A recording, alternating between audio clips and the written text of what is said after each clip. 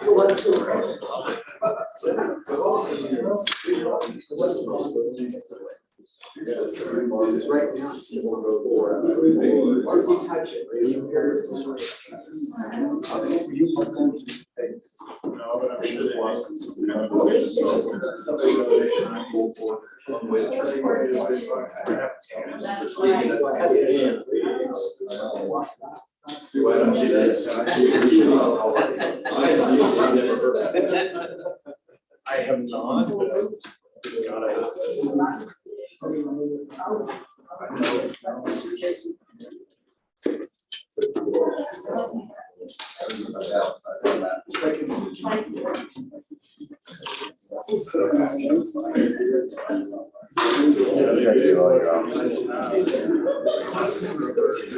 You're on for seconds. We're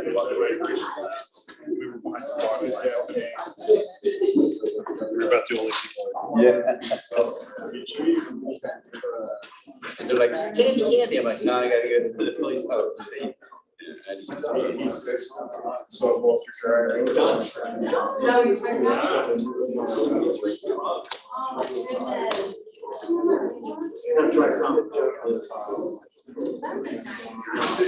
They're like steak and ribs, and then it's got all the parts.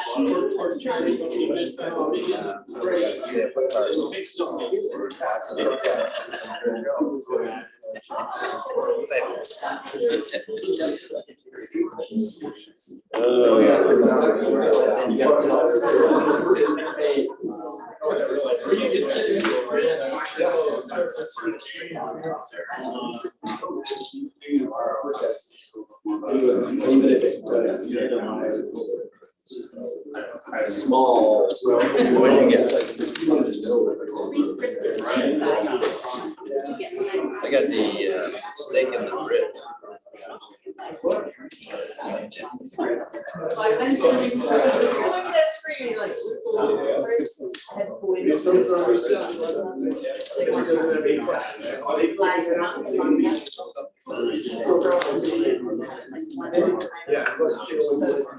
Hopefully I talked to Molly. It's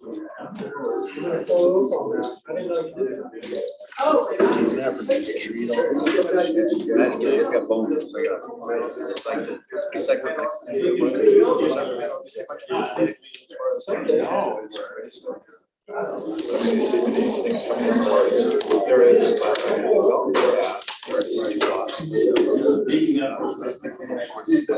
I know.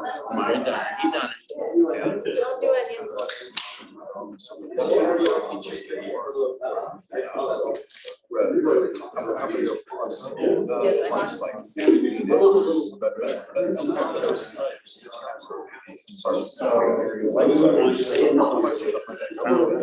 So Ken's on his way right now. I don't know. Were you gonna go? Now they don't have any spicy stuff. Really? Just changed it this time. After COVID. They're gonna do like mini tours. Right?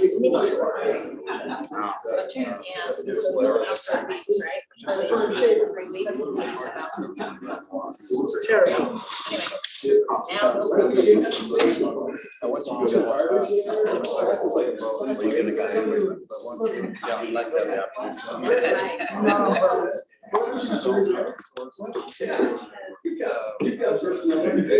Yeah, true.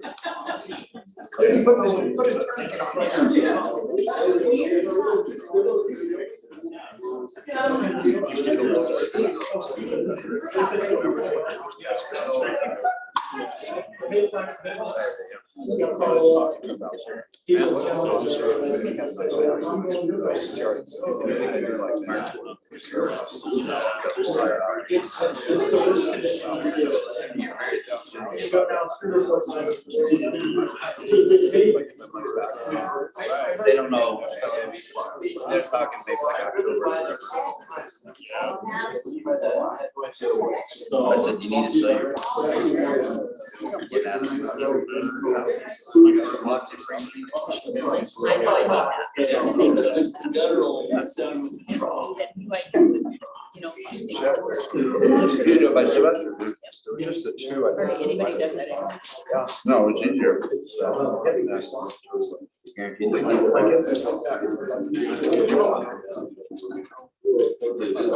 out for the deep. How I work on the anti, getting another. But the reason why it's guess what? I know we have to. Yeah, so like, I mean, I didn't know that, but I guess that.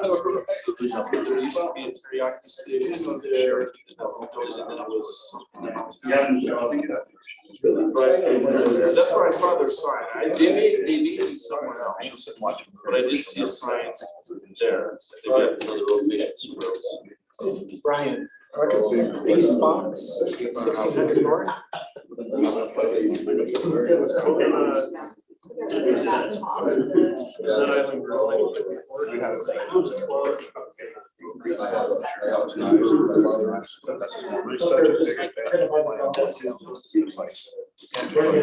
Next location. That's where Kahoot was. On the grill or something.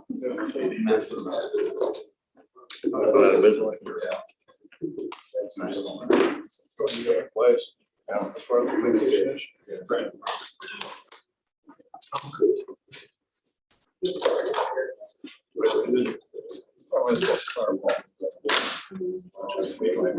So where are the ranges? There was actually 5 or 6 kids. They had a needle that's like so much. They're not getting it. Needle was letting you. So yes, there's that. I got it in my briefcase. I didn't remember having. I'm not trying to say something. Have you ever got to the training? No, I should have. So I didn't get company. I'm sure I will not. Yeah, so much of it. I used to go to place up front side. I should do that. Sean do that. Looking at the vehicle, man? He said, no, stand side. That's all. You just get a ship by phone.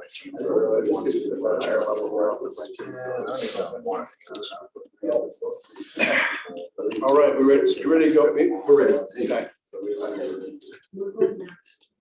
We just adjourned from our closed meeting and we would like to start our work meeting. And to start with, we've got a presentation, adoption of building and fire codes governing building construction of Orem City to update the building code from 2018 to 2021. Paul Ashton, if you'd like to present that to us. Okay. Just a real quick background. The International Code Council puts out the building code that is used all over the US as well as all over the world. Each 3 years, they update that code. The state has opted to adopt those codes for the residential code, they adopted every 6 years, and the building code, they adopted every 3 years. This happens to be one of those years that they are going to update the code from the 18 to the 21. So we'll be going from the 2015 residential code to the 2021 residential code. And the building code, the mechanical code, the plumbing code, and the fire code will also go from the 18 to the 2021 code. Because of the way the legislature has put up the adoption of the code, the state legislature adopts it, and then they have each jurisdiction adopted July 1st, before July 1st of that following or that same year. So there's not a whole lot of things we can do about it here in the city. When the state adopts it, we just get to adopt it. We did change quite a bit in our ordinance as far as how we adopt the code. Previously, we had each code that we adopted, and we'd have to update that code to the addition that the state adopted. And we've eliminated all of that and pretty much put in a paragraph that says, go to the state legislatures or the state code to find the adopted code. That way we don't have to do this every 3-6 years. And it may save a little bit of time on your end, but I'd still be willing to come in and talk to you about the code if we need to. So is there any questions about the codes or anything as far as this change in ordinance?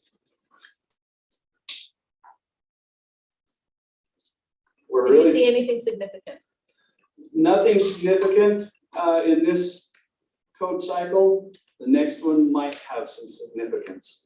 It all depends on what amendments are put in the code from the legislature. And the special interest groups, the contractors all have a say in it.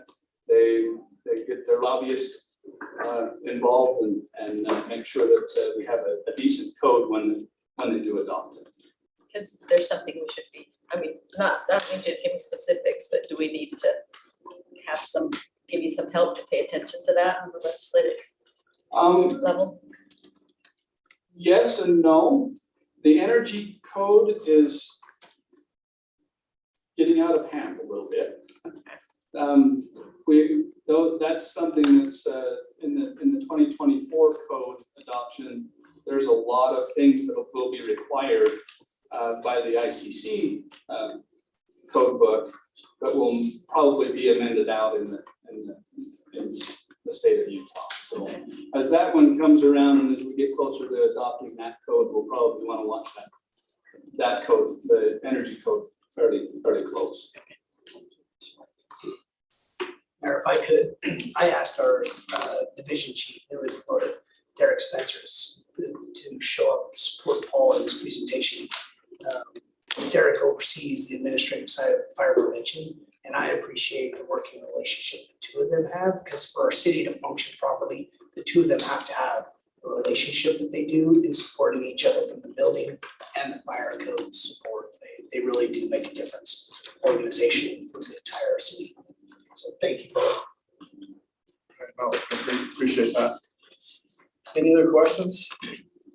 I'll just add that as we start to see stuff then that develops in the future on the state level and that begins to be discussed by the state legislature, we want to probably get organized with the Utah League of Cities and Towns and probably, the local building code professional association and work together to, some of our fire code professionals to do what we can to be influential and help, manage and contain as best we can. Yep. Sounds good. Okay. We appreciate that, Paul. All right. Thank you. Next, we've got item number 2, or item number 3, urine safety presentation from our police chief, Josh Adams. It goes off.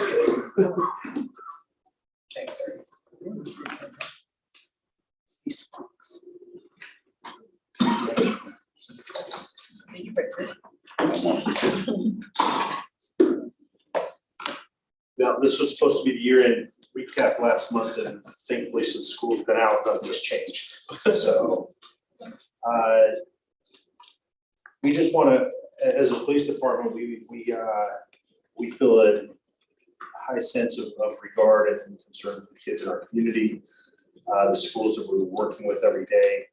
And that goes from the moment they walk out the door of their home until they head back and enter their home. So from crossing guards to facilities, playgrounds, everything like that, we enjoy spending time with the kids. We enjoy trying to help ensure that they have a safe environment. For recap, as far as some of the projects and initiatives that we've been involved in this year, we've in cooperation with our community outreach and with Alpine School District, we were able to initiate reading programs in each of our Title I elementary schools, Cherry Hill, Bonneville, Westmore, Parkside, and Windsor, specifically were the ones that we were able to initiate that with. What we were able to do was have essentially sign-up sheets, had some grant funding to help support officers coming in and reading with children in those schools. We recognize that what we were able to learn from our endeavors is that it's by about third grade that most children establish their ability, how well they're going to be able to read, which in turn interprets how well they're going to be able to learn through their life. And in some of those Title I schools specifically, some of those children may be challenged where perhaps extra reading at home and things like that might not be available to them for various issues. So one of our initiatives is to try and make up some of that gap in how much time that they're reading and being read to. And that those schools were able to do 28 monthly visits to 325 third graders. And that was about 12 hours of reading per student. We also, it was fun to be able to take pencils, bookmarks, new books, and so forth to students. We got a lot of support from United Way and some other grants and other sources to be able to pull that off. We enjoyed the first ever Cookies with Cops at Cherry Hill Elementary. Crumble donated 700 cookies. They were more of a smaller cookie, thankfully, instead of those big old heart attacks on a napkin. And I don't. That might have turned the school into pandemonium. But yeah, we were able to enjoy it, and that was a lot of fun. We had a lot of officers there, talking with all the different classes in the school, answering lots of questions, and the questions you'd expect from children, and then questions sometimes you don't. We've been assisting with the mobile school pantry program through the Utah Food Bank at let's see, which that's been at Westmore, now that I remember. We've actually they show up in a vehicle that's full of pallets and boxes of food that we get an assembly line ourselves and just bag it, and they tell us how much there is for each kid, and we're able to crank out about 100 meals, family-sized meals, bagged up in about an hour's time, and it's been something we've really enjoyed doing together. It's a nice change of pace for some of our police officers too, and it's just something to do. One of the important things we've also increased is just overall communication with the administrations of the school. We know each other by name, we know each other by face, we have each other's phone numbers. During the early weeks of the school year, I was able to sit down and have a face-to-face meeting with each principal at each school in our city, and that would be all of our elementary, secondary, private, and charter schools.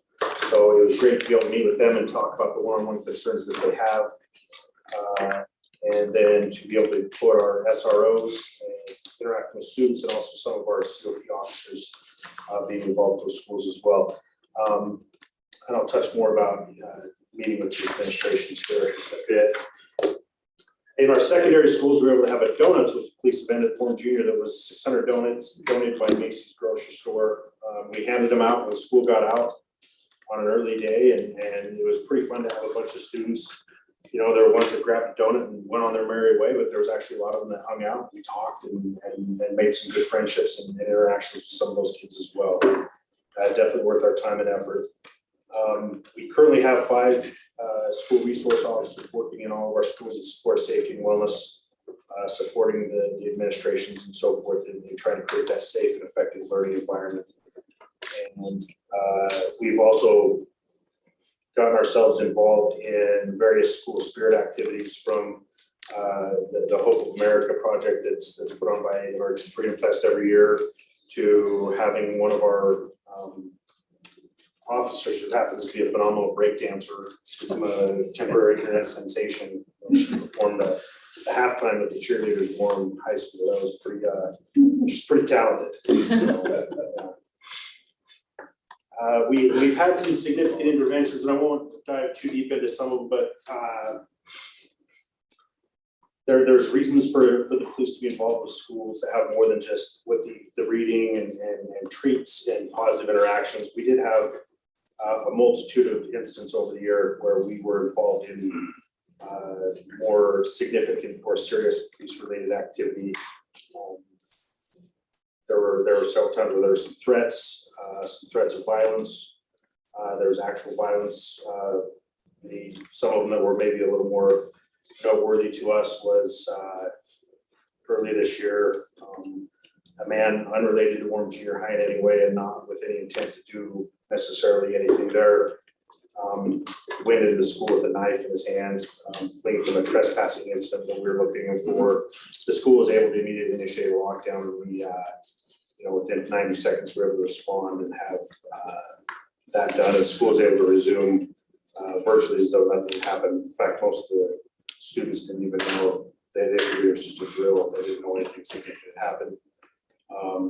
We've had, one significant issue we had just a couple months ago is a student at one of our secondary schools got in a fight with a teacher. She got in a fight with the principal, and she got in a fight with our school resource officer before being arrested and charged.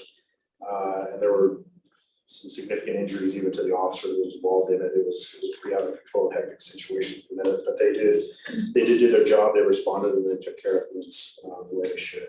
So when it says employee not wanting to pursue, does everything get dropped, or are there watches on that child to make sure they get the help that they need? Yes, that's a great question. So thanks for asking that. So when we have incidents such as these, where there's, if you will, that duopoly of a school situation that also goes into a criminal concern, just like anything else, if a victim of a crime doesn't want to be a victim of a crime, then there wouldn't be any charges. But the school is still on their administrative side, suspend, expel, reassign, whatever they choose to do with the student, which is something that we have no control over or influence. I mean, we definitely have no problem offering our opinions on stuff like that, but at the end of the day, and that's in concert with the statute, that we do not have direction as administrative officers within the school. We're simply there on these things. Do you feel like they ask for your opinions? Oh, absolutely. Yeah, I think they lean as heavily on our opinions as they're allowed to. The relationships we've had with them so far have been actually really, really good. There's been very few times where there's actually been anything that was where we really had to sit down and work through the details of it. We pretty much been on the same page for most things. So. Some of the accomplishments we had too, all of our officers are NASRO certified, which is the National Association of School Resource Officers. It's fairly in depth to gain a certification through them. We're all of ours are certified. We also reassigned one of our officers to SRO. So going into the school year, we have 4 assigned, and we actually added a 5th one. Just as a way to reallocate and refocus some of our efforts, and we feel like that has been very beneficial so far. And that's specifically with the junior high schools.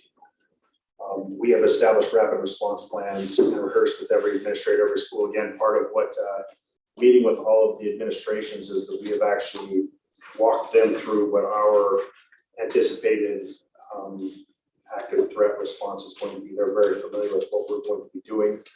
They know our plan, we know their plan. Again, we know each other.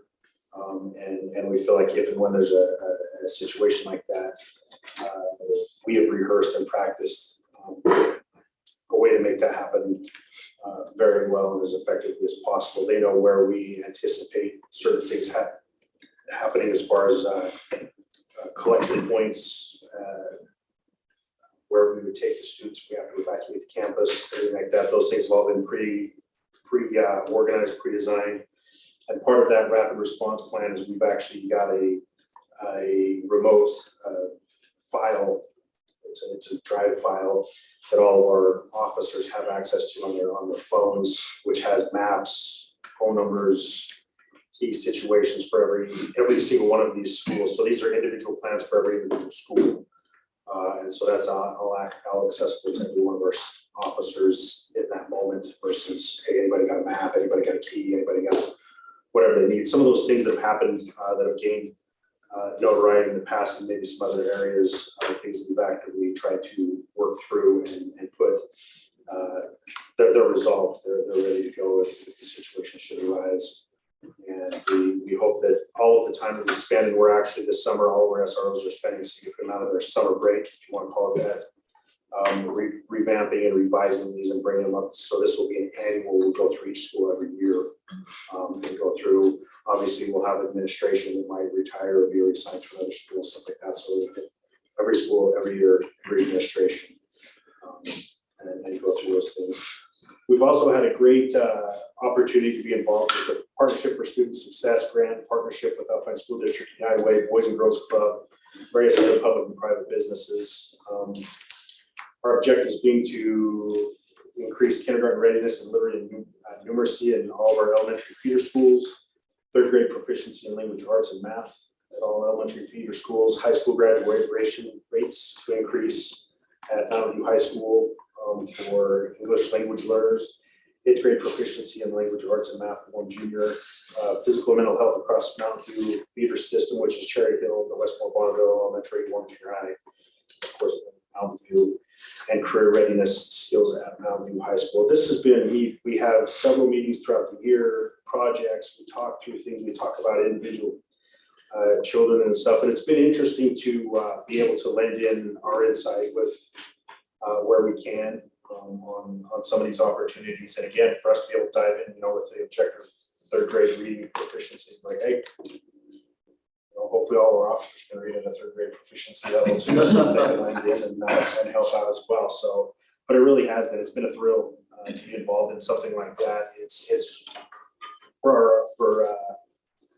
I'll even offer that even for our own officers, wellness, mine included. It's a good opportunity to deal with a positive environment. We feel like our schools are, really some of the most special places within our community, and the output of those children and how those children are able to come to a school and be safe and learn is going to govern the future of this community above and beyond anything else that we can do as a police department. So we're grateful for the opportunity and the ability to be included in any of those things. Does anybody have any questions?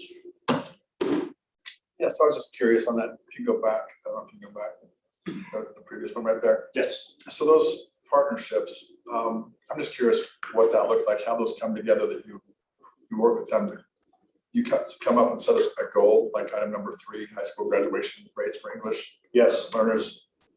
So, and obviously I'm down the ways as far as being the person that could best explain it to you. So through the state, Utah State Board of Education, we were able to, in partnership with United Way, Alpine School District, get grant funding to carry out this project where, hey, we're going to take an elementary through secondary educational career of kids in kind of that Title I environment and coach them and be very more involved in in their overall educational experience. And again, we're just one small piece of that as the police department. We've been we very much enjoyed those opportunities. We're part of their girls, and we're part of what conducts the Boys and Girls Club, the Orem Junior High now, and projects like that. So yeah, so people, true educational professionals, were the ones that created these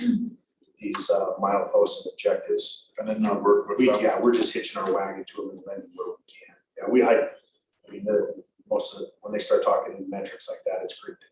So I have been hearing from a number of different residents, you know, that they really like the relationship with the police. They really like the police doing a great job here in Orem, so Fun. We enjoy it too. Mayor and council, wanted to present on this because this effort has been something that Chief Adams and our police department has really put a lot of extra attention and effort into.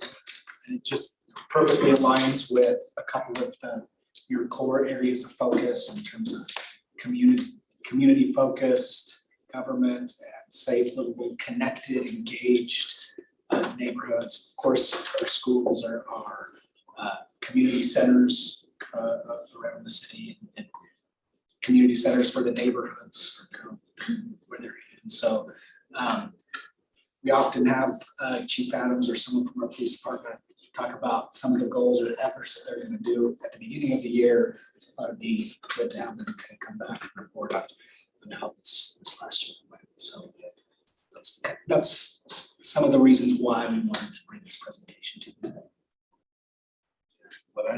So yeah, this is very impressive. I appreciate all of this. But we are missing a couple Title I schools, Windsor and Sharon. Are there efforts in those They schools? are not. So we do the reading and stuff, we do with those. Most of the data, because to collect data is the ones that are going through that partnership. So, but yes, are we in both of those schools as well? Okay. And so they're not part of, those Windsor and Sharon are not part of this partnership grant? No, because that is Mountain View's. So It goes through the high school, Mountain View. elementary Feeder up to, schools. yeah, so it's the feeder system all the way through secondary, what that grant is for, specifically Mountain View area. And so yeah, but obviously the other ones are part of our reading program that we do. And then, well, your first slide didn't have Sharon on there. Are you guys going in Sharon Yes, Elementary too? yes, Okay. as much as they'll have us, I will inject that too. This has something Right. to do with faculty allowing us the time, which I can sympathize with in a sense with the curriculum the teachers need to teach. Right. And being able to, hey, can we have a half hour of your school day to come read to your kids? And it sounds great, but that might be a half hour that they're trying to. So yeah, sometimes it's there's a little bit of synchronicity involved with that. But yeah, we are involved at all of those schools, but the ones I have the statistics for, the ones where they're constantly versus maybe a little more infrequently. And to add to that too, you can't get enough reading. We keep our skills sharp too. We've actually implemented a summer reading program in the parks. So we'll be doing that this year too, for the first time, and see how that goes. Okay. But you do feel invited to those schools? Absolutely. Okay, Yeah. nice. Thrilled to see the rapid response plans and the continual work on that. When we were at the Utah League of Cities and Towns, one of the classes I went to, they had two mayors that were there from different cities, both that were involved in the hoax situation a few months ago. And it was interesting to hear them talk about, that fire drill, if you will, going through that process and the things that stood out that they hadn't thought about before. One of them that was really interesting to me was one of the schools that was on lockdown. When the officers went to the school, the keys that they had no longer worked in the locks in the school. They had changed the locks and those locks didn't work anymore. So they were kind of locked out in a sense. And just those little details of things that, may not come up in the normal course. They were able to, I guess, kind of turn that lemon into lemonade and learned a lot of things. And so I'm grateful that you're proactive on going through those plans, rehearsing that and making sure that everyone's on the same page. so Yeah, that, you know, the God key thing forbid, that, really you know, happens. and as they've upgraded to electronic card systems and so forth like that, so we have all of our, every supervisor in our city has so there's 2 to 3 on it at any given time, has an all access card to all of the schools, and that's the electronic system. We also have in every school, we have a lock box that's in an obscure place where we have a set of master keys hidden. And if neither of those work, we have breach into those and we poke a hole in whatever wall we need to.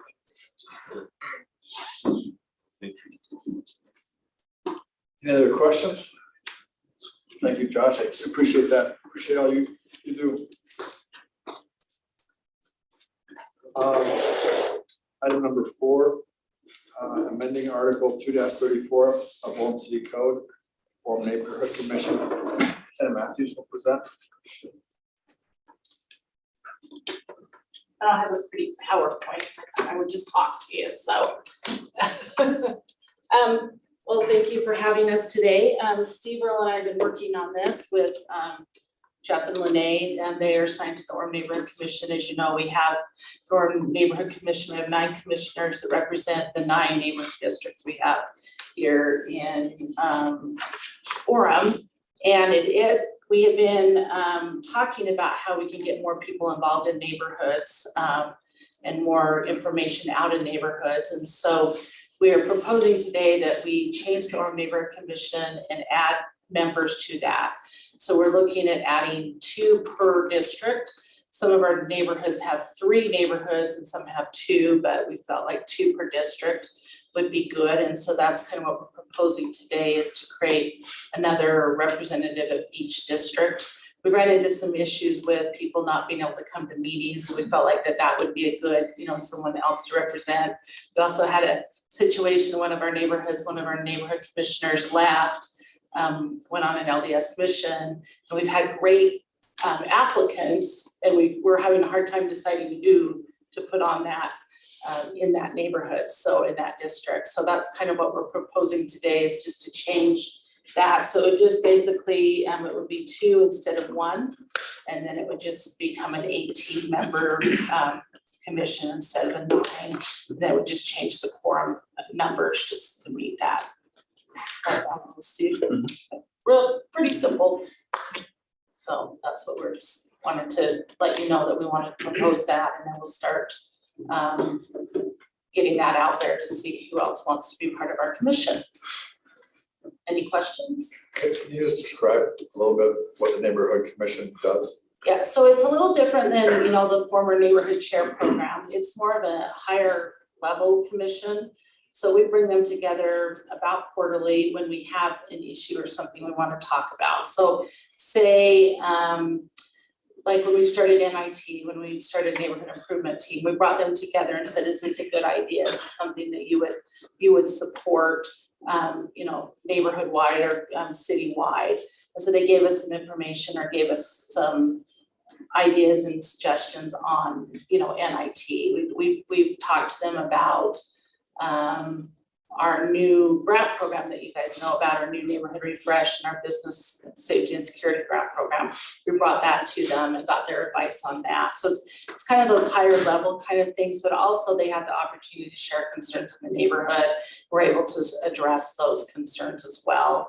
Some of them want to be a little more active in the neighborhoods than others, and so we're trying to figure out the best way to do that. And so we're kind of in the process of figuring that out right now, but that's kind of what it is there for. So when we moved away from our neighborhood action and we created our neighborhood partnership initiative, we felt like we still needed some neighborhood involvement. So that's why we created the commission. And there's 9 of those, right? There's 9.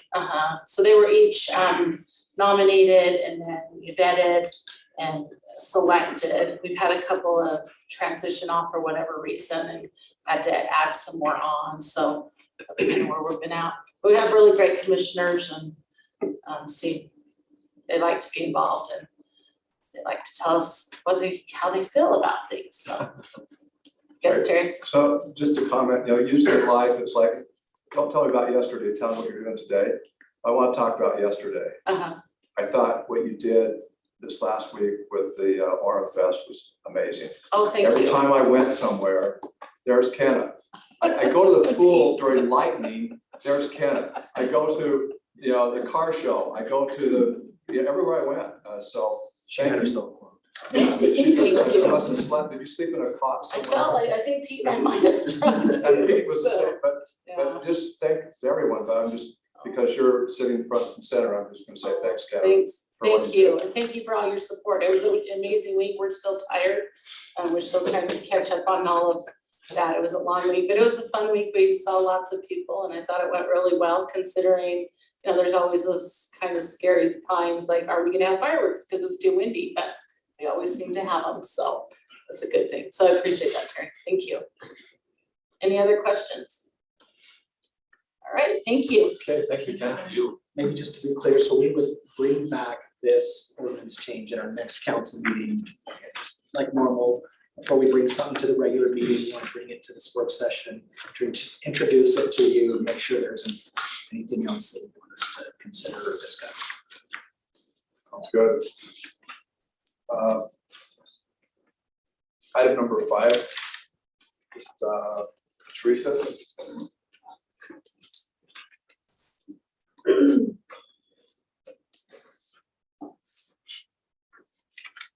Okay, so probably it was about a month and a half ago, maybe 2 months ago. I gave everybody a new schedule for the mayor pro tem. And in discussions with Steve, we decided we better make sure that it's done officially. So I am just presenting to you that we have scheduled right now that from July to December of 2023, Debbie LeRae will serve as mayor pro tem. And of course, that will mean we'll probably do a little bit of a change in seating arrangements up there so that we can have her in that spot. And I don't know if you guys did discuss, or it was already discussed before, but that's kind of the plan. And the next meeting, same thing, I'll put it would be a consent item for the July 27th meeting. Or June 27th. I just moved the whole month ahead. Sounds great. So you just need input from us then on the seating? Yeah, if you want, I just kind of came up with one. If you want to look through it, Okay. how you feel about it, I'd be happy to share that with you Okay. and you can make any decisions. Okay. Okay. Sounds good. This is a I'll bring it no over. action item until 2 weeks from now, is that correct? Yeah, in 2 weeks This is from it. now, it will become a consent item, and so if there was any discussion you needed to have, this was just the opportunity for that discussion. Okay. Yeah, reach out to me on that seating and we can go through. Yeah, I'll give you this one, Okay. when I walk over, and then you can make any changes you want. Okay. Sounds good. Any questions? We could vote something on top of Debbie's. Easy enough. Yeah. She is I was gonna say, now's the time to say. You wanna put Debbie in charge of something else? Does that sounds good? Okay. Sounds good. Thank you. All right, let's just keep going. We actually made good time. We're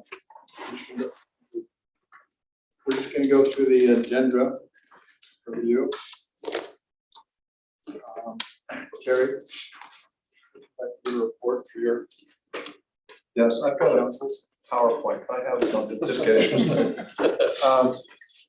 So I've got 3 responsibilities. I'll kind of highlight one in particular. Brief through a couple of the others, but the planning commission has been very involved with Imagine Utah. There was 2 representatives that we were asked to put on the Imagine Utah committee, so they've been very diligent in attending all those meetings. There's been a lot of meetings. This is the plan for what's down at UVU, that the mile radius or over a mile radius from the transfer station at UVU. So and what would the city like to see there? So it's pretty important that we all put on your calendar June 22nd. That will be the meeting down at UVU Library. And this is where they're showing a lot of the discussion that's been going on up to that point with Imagine Utah. You've got it's heavily weighted with MAG and UDOT and other government officials that have been attending this meeting. So it'd be really good if we have more citizens attending on June 22nd. So they have input on what they would like to see. Where's that at? They'll be at the UVU library. And I think Tess will give us, Tess added it to your calendars now, right? did she? Okay, I don't think it's, did you do it today? It's on. Just barely before. Okay. Yeah. So it's on your calendar now. So, but that, I think that'd be really good to go and invite, anybody that talks to you about what's going on in the city, have them come and have input about that. So, because you've got a lot of different agencies that have an interest in what's going on, that will be listening to what we say. Is that the stationary plan? Yes. Yes, sorry, I called it wrong, but it's the station, it's the stationary.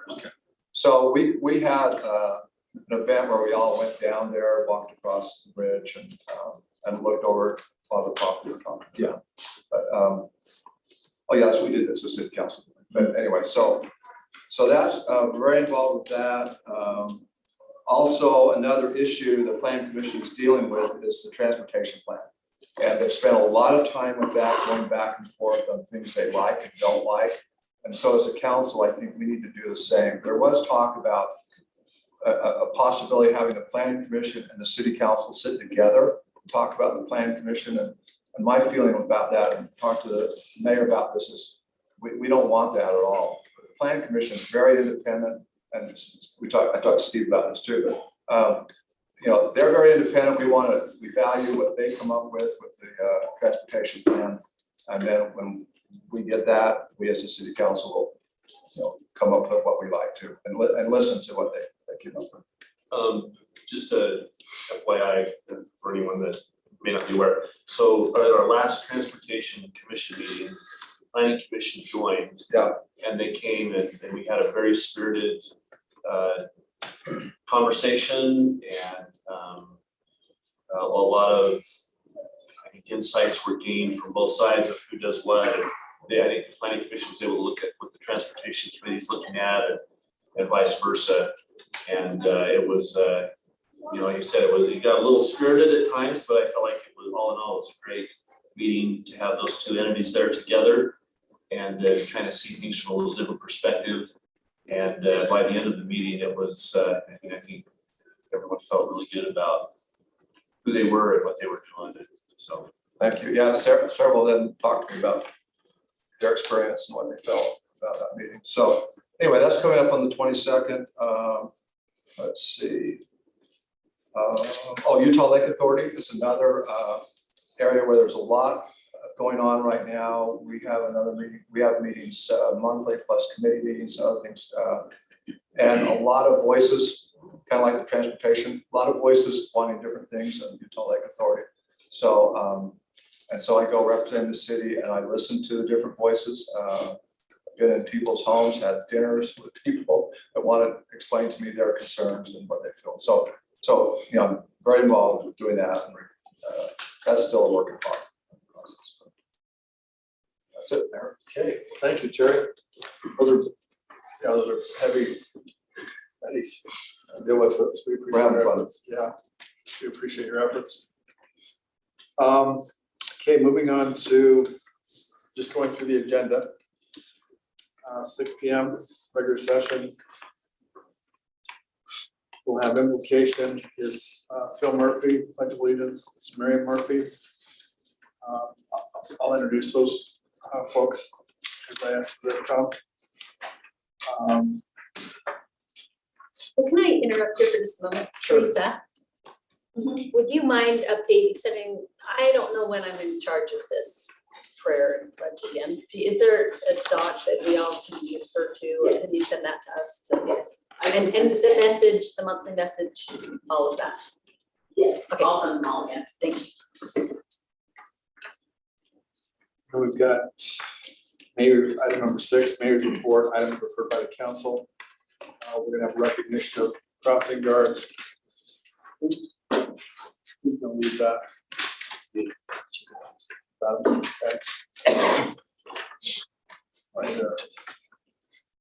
Okay, and then after that, we'll have our personal appearances. And item number 8, consent items. It's just approval of the meeting minutes. And then we've got item number 9, scheduled items. Item 9.1 is a discussion and vote on a personal matter. And Steve, will you lead that conversation? Sure. Okay. Item 9.2, public hearing resolution. This thing will receive public comment on the community development block grant project, projected use of funds for fiscal year 23-24. And that will be that is a public hearing, right? So we open up public hearing and then we'll vote on it. Yep. Okay, and then item 9.3, another public hearing for the enterprise fund transfers for fiscal year 24. And Brandon will present those. Item 9.4, another public hearing approving and adopting the fiscal year 23-24 budget. So I'll be wrapping up everything we've worked on for the last while on the budget with Brennan. Item 10.1. That's just a communication item. So we don't really do anything with that, do we? I'm not sure what that is exactly. Maybe Brenn can. That's the monthly financial summary. Just information. Just information. But are we gonna do anything in the meeting? You already set it up, right? Yeah, and it's part of that. Okay. So do we even need to talk about that? No. So we don't need to say it was sent out, we received it, we don't say it, we don't worry about it. Okay, so skip item number 10. Item 11, city manager information items. That will be Brenn if he has anything to share with us.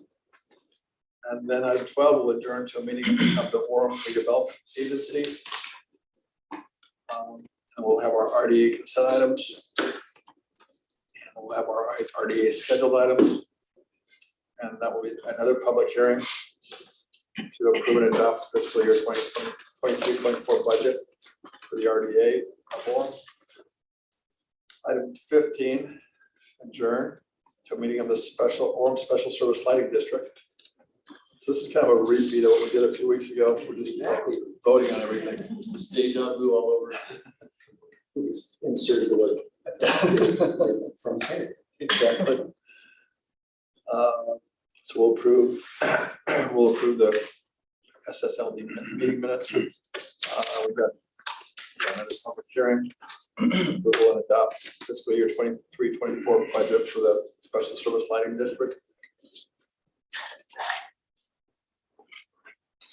And that's another public hearing. Does the municipal building authority not have a budget? They do not. They used to, they haven't for many years. Okay. That's kind So of we had minutes last time when I was in here, just saying, we don't have one, and now we're gonna approve those minutes. Basically. Okay. Thank you. It's the easiest one to pass. Yeah. We like those.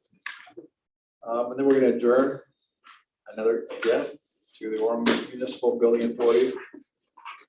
We've got consent items on that, and then we adjourn. We're good. Any questions? Just a note, on 9.3, there is no action item related to that, it is a public hearing. But just make you aware, there's no action to be taken with that item. Okay. It's just more information on the citizens, how it's. Yeah, if they want to put some input in, or you're gonna take into consideration for 9.4. That's their opportunity to do so. And you're gonna explain in layman's terms how that works. I will try my best. That was the mail. That postcard is always clear. I was gonna say, that was the postcard that we got. And everything else will require a vote after the public hearing, except for that. It's just requirement of the statement. Okay. All right.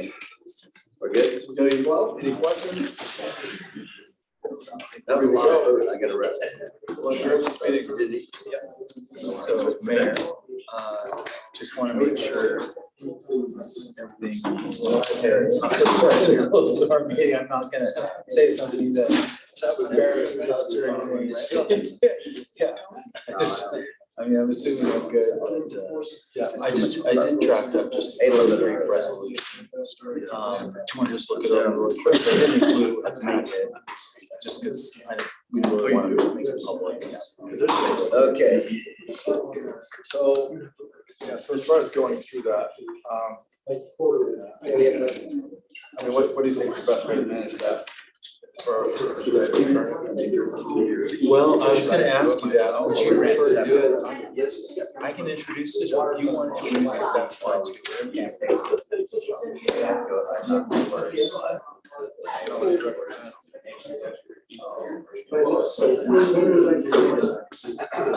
Cover more ground. Honestly, it's probably better for me.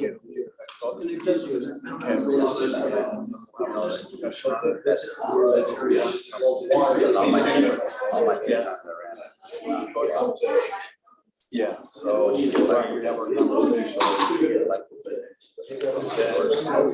Yeah, you could just say that you're moving by resolution.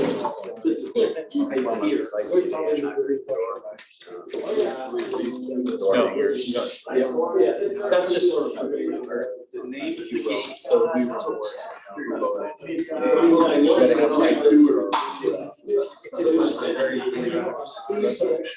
Honestly, I asked.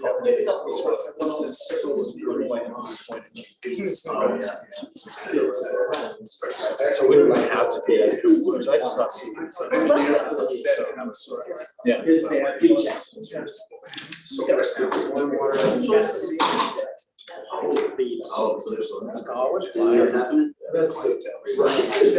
One, two, it's fine. Yeah, that'd be great. Yeah. But it would.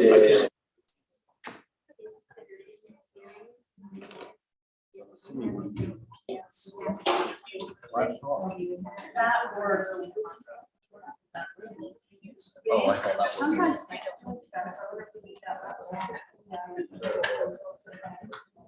They keep changing it. Because last. Test.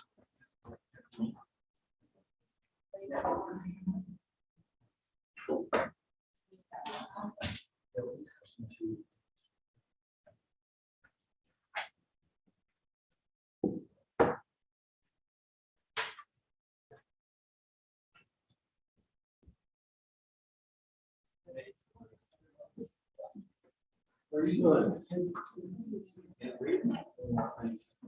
your wife's going to school? See, she's straightening out some new ones all the time.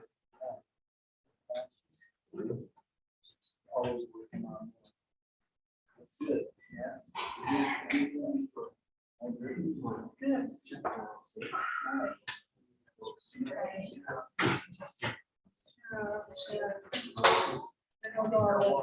Test.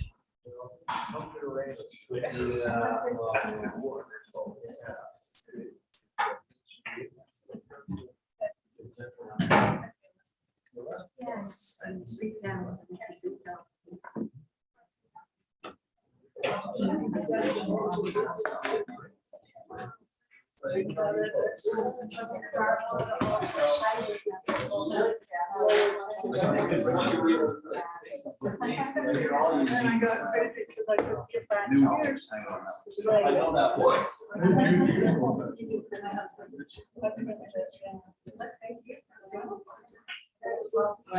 Oh my gosh, the whole famous trail.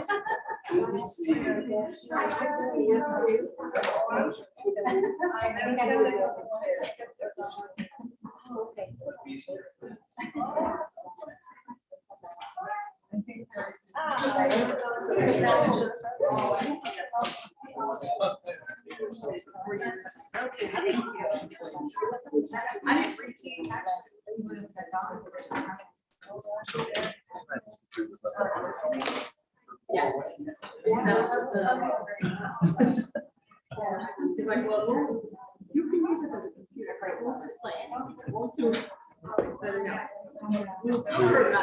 We were not.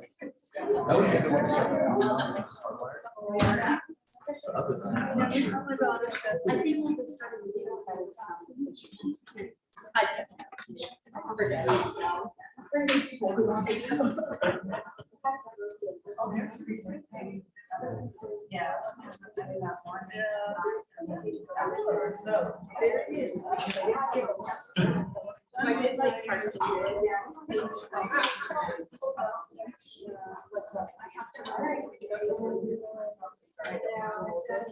Oh, nice.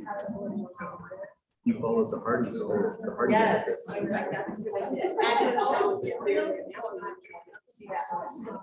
This is the one right here. That's a powerful.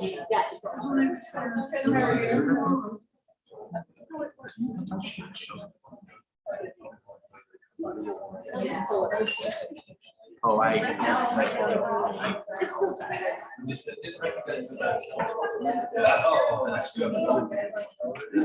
Some mornings it's 8:30.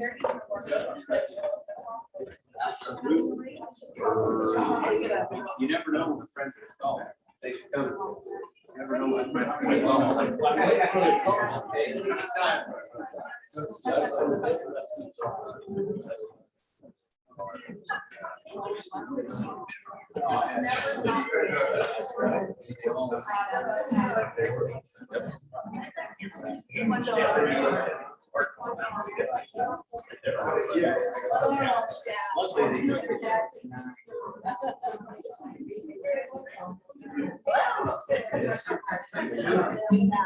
I guess they're just seeing it here.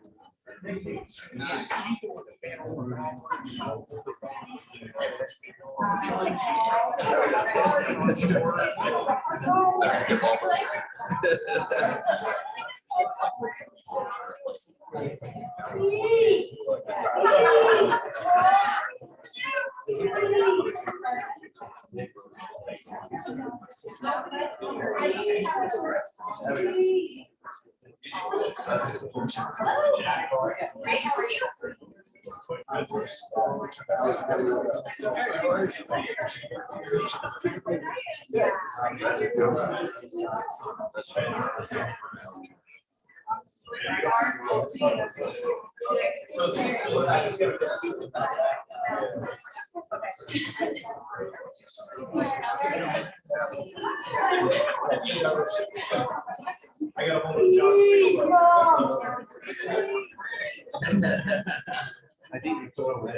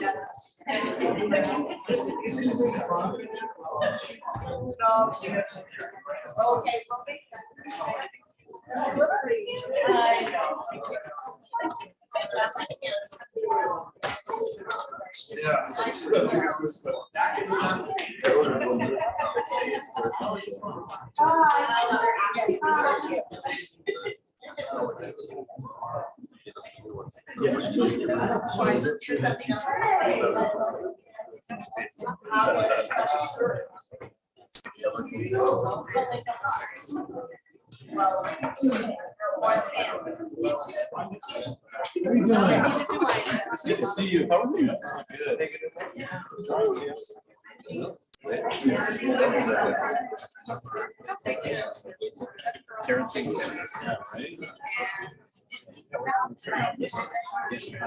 Yeah, so.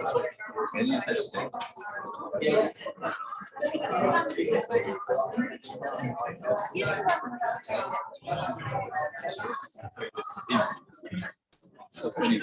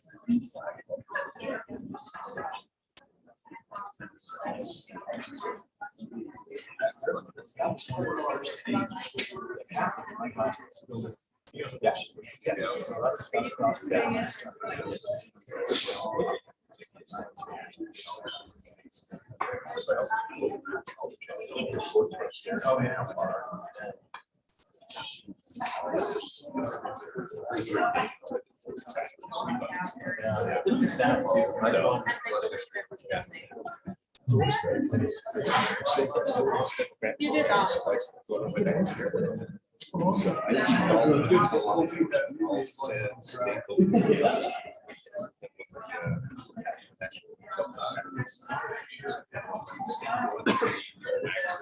Yeah, I remember you telling me about that.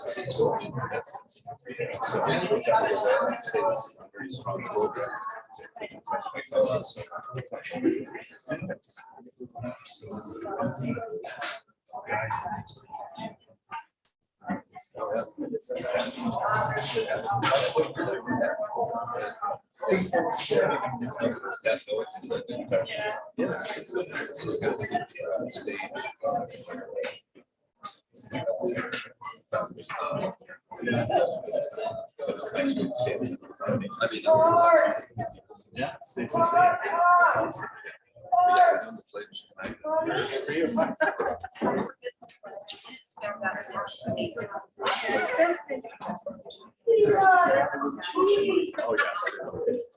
In my heart. Yes, they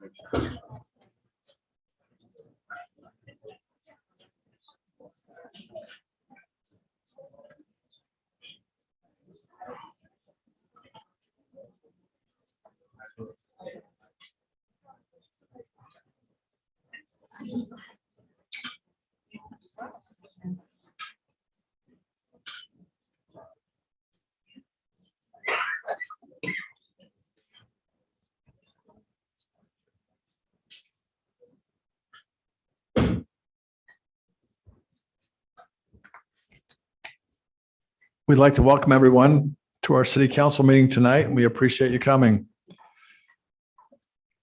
We'll call this meeting to order, and we'll start out with an invocation by Phil Murphy and a pledge of allegiance by his wife, Miriam. And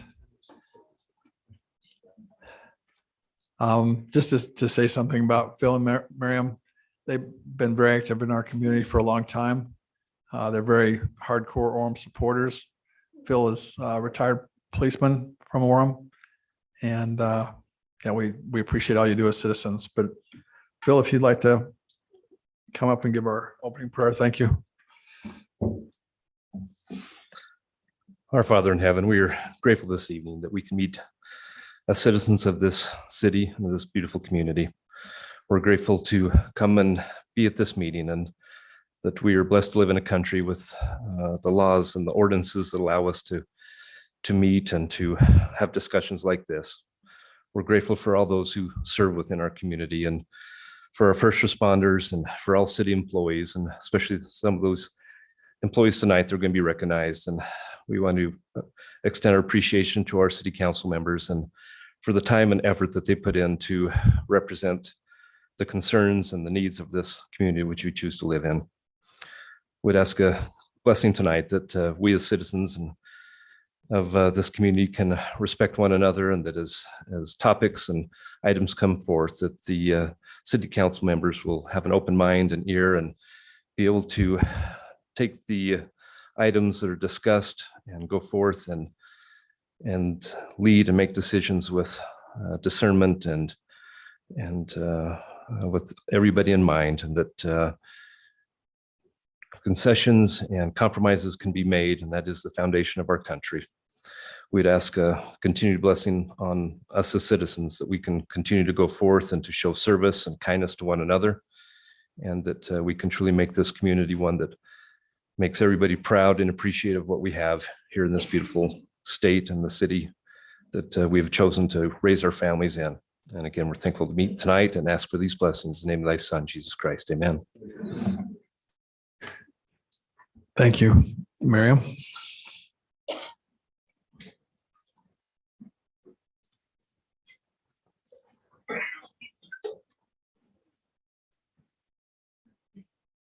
I pledge allegiance to the flag of the United States of America and to the republic for which it stands, one nation, under God, indivisible, with liberty and justice for all.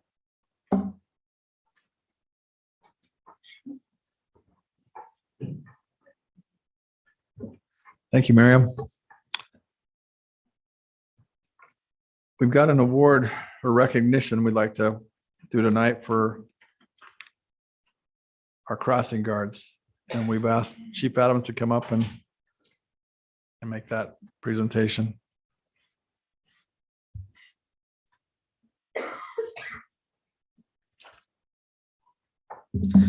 Thank you, Mayor and Council. If I can I get all of our current and former crossing guards that are here tonight, if you want to stand up for just a minute while we honor you. Thank you so much.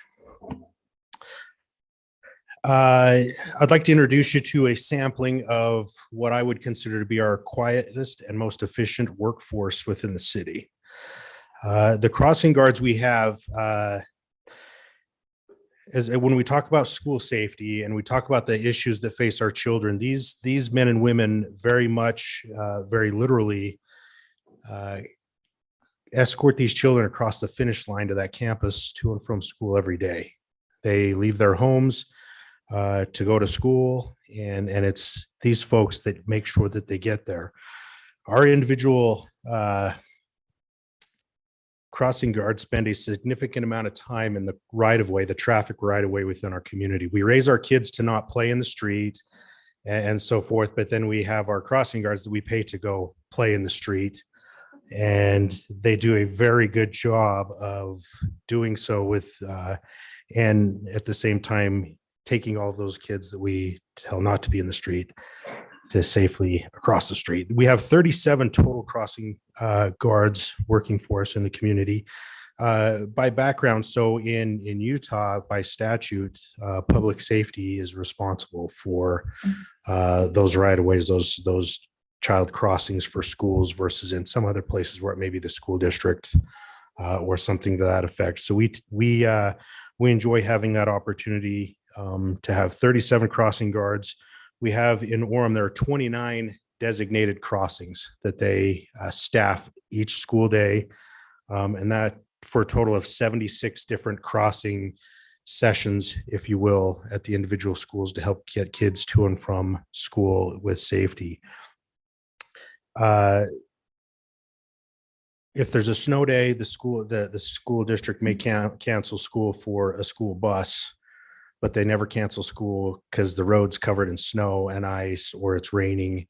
And these folks put on whatever they got to put on to get and walk out in the street and get our kids to and from school, regardless of the weather, hot, cold, rain, or shine. And we very much appreciate how well they do that. We've had every one of them could probably share an experience where they've had a close call with somebody who hasn't been particularly mindful of our crossings. We even had one crossing guard this year that was struck by a vehicle and is recovering. And as the chief of police and as a member of this community, I'm very much appreciative to what they do. They're quiet, unsung heroes in our community that work hard every day, every school day for us, and we appreciate more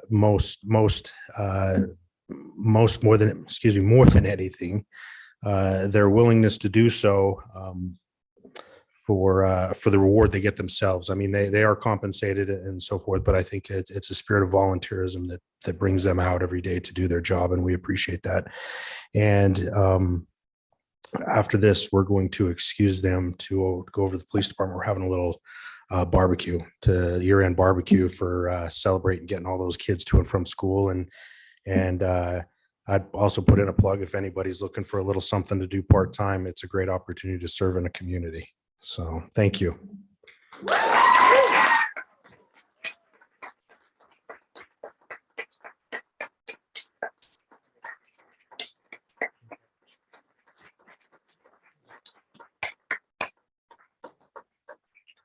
Thank you, Chief Adams, and thank you to the crossing guards for all the hard work and good efforts they do keeping those kids safe. Jeff said he'd like to say something. Yeah, thank you, Chief Adams and Lieutenant Pereskiva. This one hits close to home for me, and so I appreciate the opportunity to just echo what Chief Adams has said in the gratitude to these crossing guards. They quietly serve, and a lot of times you just drive down the street and you don't even notice that they're there unless they're in the middle of the road, but they are always there. Quite literally, they stand at the crossroads and the crosswalks in the lives of these children. Rain, sleet, ice, snow, sweltering heat, they're always there to make sure that these children get to school safely and back home safely. But they do so much more than that. They greet these kids with a cheerful smile and a good morning. And sometimes they get to hear about what the student did the night before. Sometimes they get to learn about what they're going to do that day at school that they're excited about. And then they send them on their way with a have a good day. They're there to greet them after a hard day or a fun day at school. They stand in the road, as Chief Adams described, and stop traffic so that they can make it back home safely. And I was going to ask for a raise of hands, just out of curiosity, how many of you that were standing have had a close call with the car? If you'll raise your hand if you've almost been hit. I think, as Chief Adams said, probably everyone at least once have had a close call, and they do a very dangerous job, and they do it with a smile on their face. I guess I just want to say thank you for being willing to put on that fluorescent vest and pick up that stop sign and do everything that you do to make sure that these children can get to school safely and then to return home safely.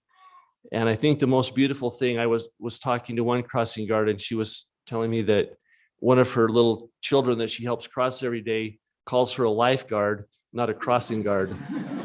And I think there's a lot of truth to that. But the most beautiful thing to me is the friendships that are established throughout the school year between these children and these crossing guards who are literally, again, in the crosswalks of their lives. And so I just want to echo what has been said and say thank you for the wonderful service that you provide for our children. Well, thank you.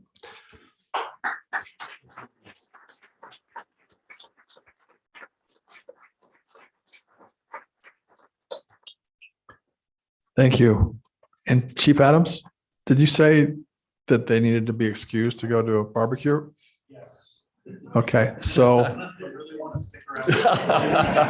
it's going to be really exciting here. But at any rate, you're welcome to stay or go to this barbecue. So thank you for coming.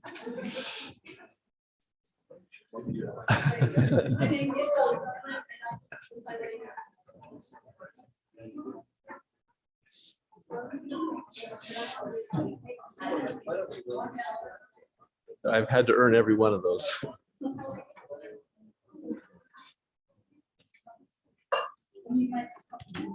You have two. Yeah. Spouses or others, yeah.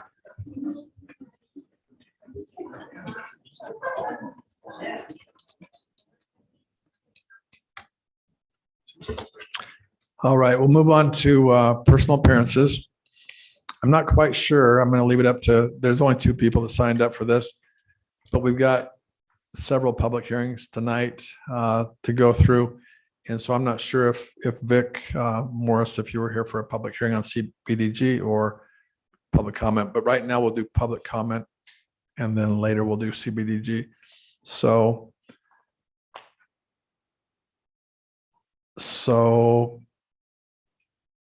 I'll just start with Vic Morris. Did you want to speak now or did you want to speak later? No? Okay.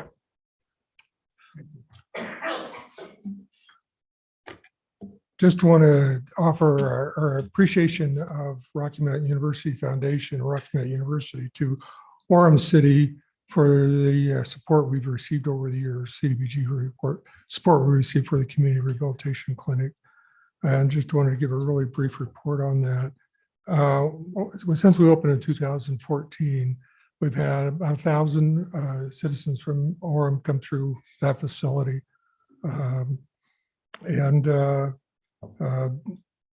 Receiving treatment primarily for physical therapy, but we've expanded over the years to also include neurotherapy, multiple sclerosis rehabilitation, EMG, post-COVID rehabilitation, health and wellness, and pelvic floor.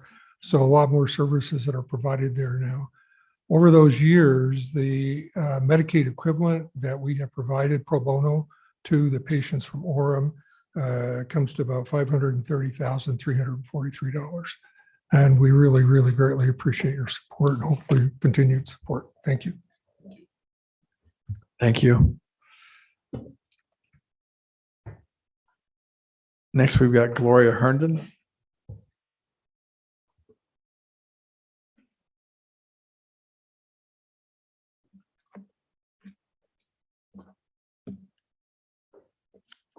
Sorry. It's hard for me to speak in front of a group, even though they're behind me mostly. I'm just concerned about the water, the cost that's raising for the families. Johnny and I raised 8 children in Orem. They've all graduated from Orem High, except we had one graduate from Mountain View. And we built our own home and been here for years. And when our children were small, the water bill was only $48, $58, you know, right in that area, even though we had 8 children playing in the water and enjoying the yard and mini baths and showers and laundry and all that. And now there's just 3 of us at home.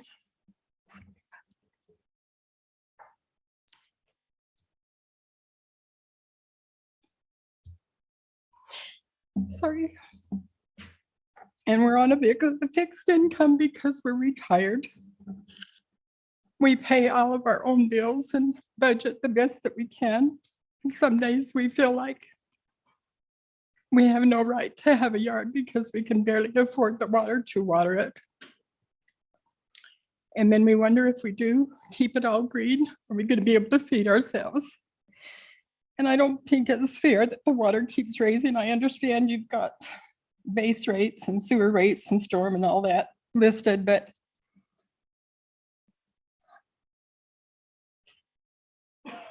I just feel like it would be important that we keep the old families here who have raised their children here and help to make Orem what it is. We've been respectful and our children have been respectful and we've done the best we could in the community. And previously, our water bill has been $74, and if I do decide to keep the water, the yard watered, it goes up over $100, and that's really a strain on our income that we live on. And I know we're not the only families because John and I are sickened when we drive north, south, east, or west of Orem.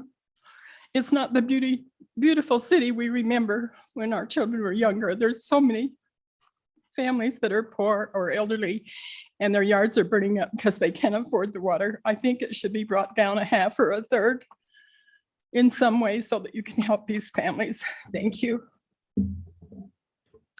Thank you, Gloria. If you would, Gloria, if you'd like to talk with Chris Shirky, when you get a chance. This is all of our executive staff here. And so they're heads of different departments. He's over the public works and he'd be most familiar with the water. But there are different programs to help people who need help with their water. And they've also got different ideas as far as things that can be done to lower down your costs. So I'd encourage you to talk to Chris and see what help we can do. But thank you for coming.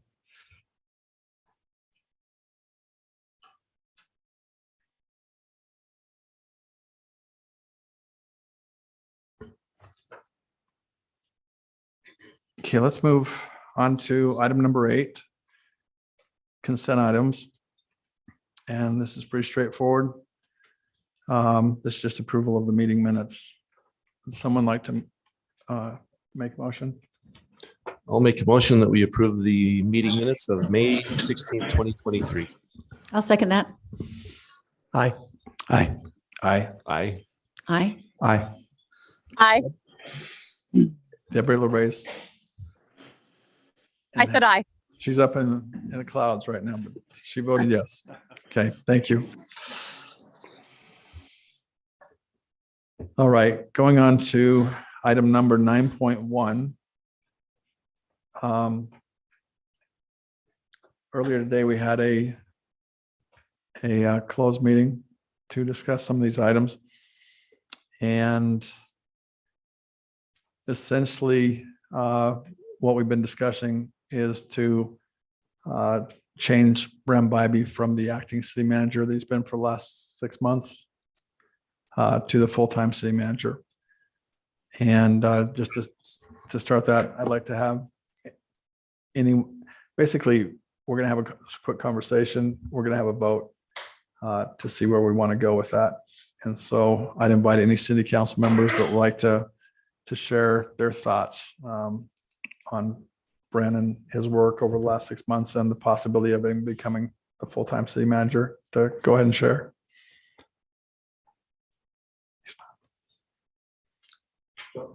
Sure. So, so we had a closed meeting, which you can only do for certain issues. This is one of those, the personnel issue. And the mayor went, we can't vote in that meeting, but the mayor asked us, our opinion. And I was the last one as we went around this circle, and everyone said very nice things about Brenn. And when the mayor came to me, I said yes. And everyone's waiting for me to say the rest. And I did that on purpose. Then after that, Brenn, I did make some comments. But my point is that's just an attribute that I wanted to point out about Brenn. He just quietly gets things done. And I don't see that he's a man of a lot of words. He just listens, evaluates, and then takes action. And that was my intent when I answered it, just yes, instead of a lot of words. That's kind of my opinion of Brenn. I'm very excited to have him be our city manager instead of calling him this acting thing. You can drop the acting from the name title. Well, I assume we'll see how the vote goes. But I think you're pretty safe, Brenn. But very excited to have you serving in this next phase of the history of Orem and being our city manager. I appreciate your listening skills. I appreciate your thoughtfulness. And I appreciate that you doesn't feel to me you have to be front and center. It seems like he's more comfortable sitting on the second row and getting the job done. And I think that's a very good example of leadership, is being a leader without having to, stand up and declare I'm the leader. So I'm excited. I strongly support Brenn Bybee as our next city manager. And yes, Mayor, my vote would be yes. Okay, I'll go ahead.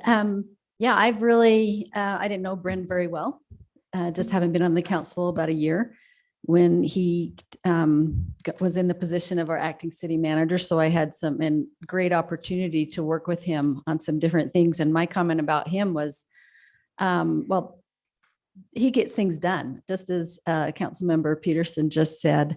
I would, from dogs in parks, I mean, he's so personal. He reaches out to this resident and addresses their concerns to I called him one day and said, I've got a resident that says the senior citizens want to go walk around our community park, which is the park south of the rec center.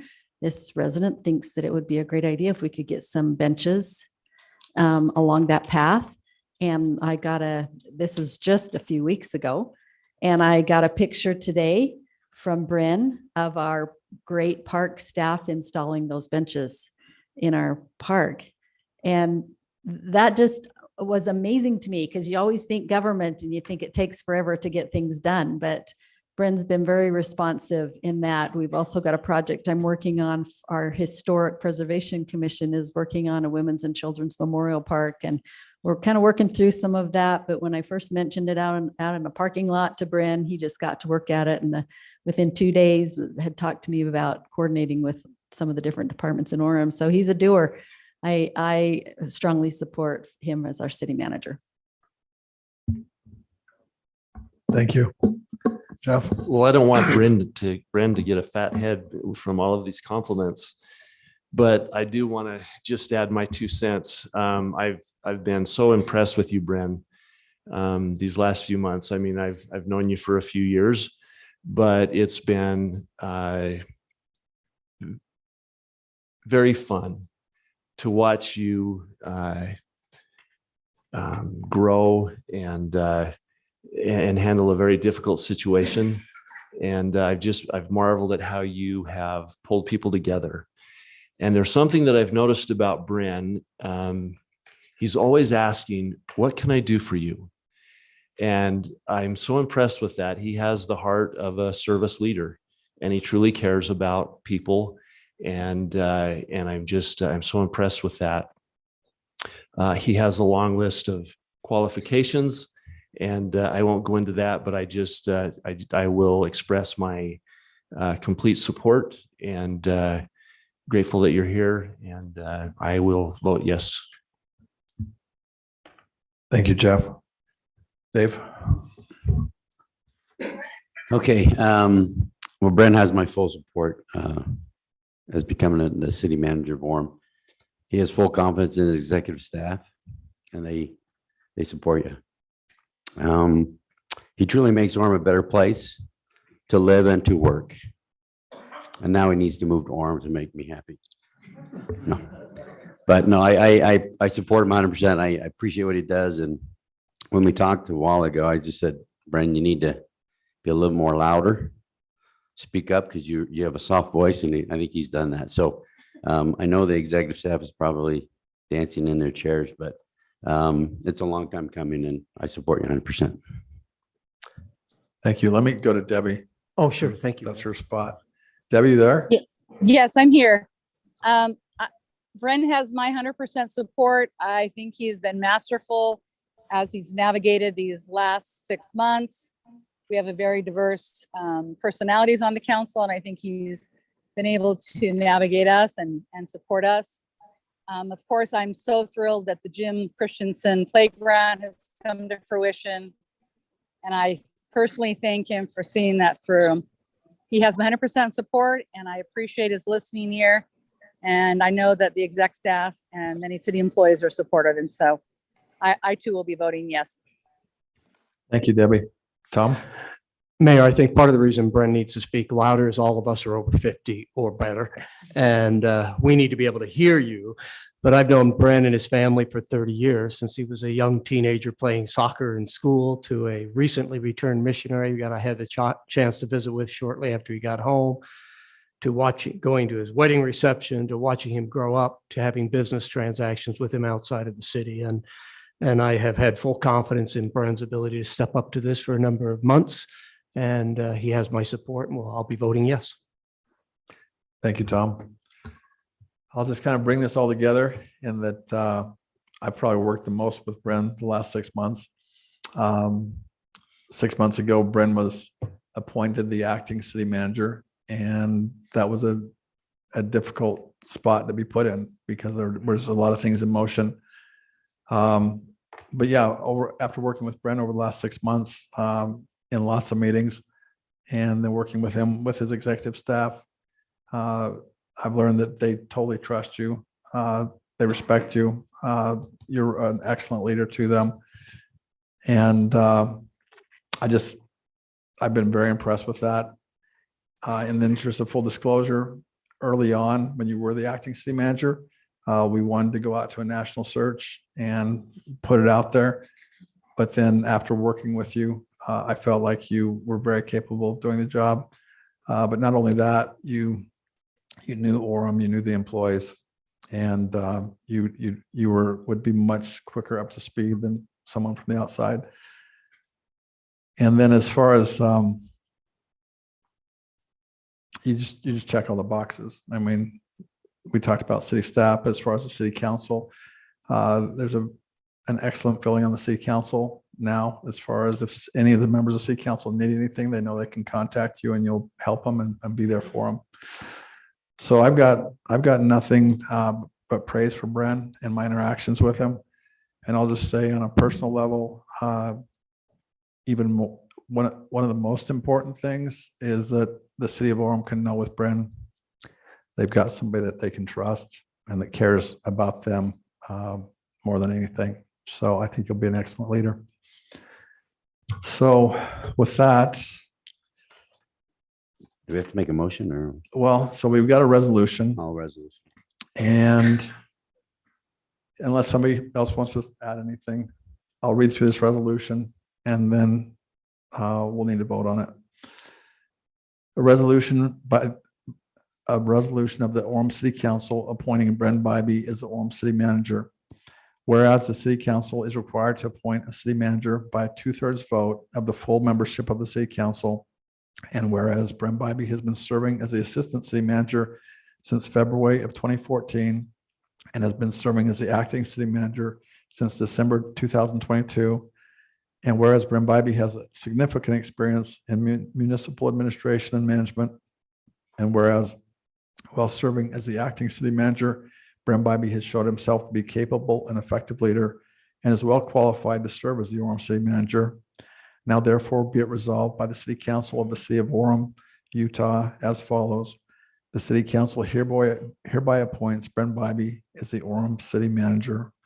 This resolution shall become effective immediately upon passage. Would someone like to make a motion? I'd like to make a motion that we pass a resolution for Brenn Bybee to be the city manager in the city of Orem. Second. Second. Aye. Aye. Aye. Aye. Aye. Aye. Aye. Two ayes. The resolution unanimously passes. I think. Thank you.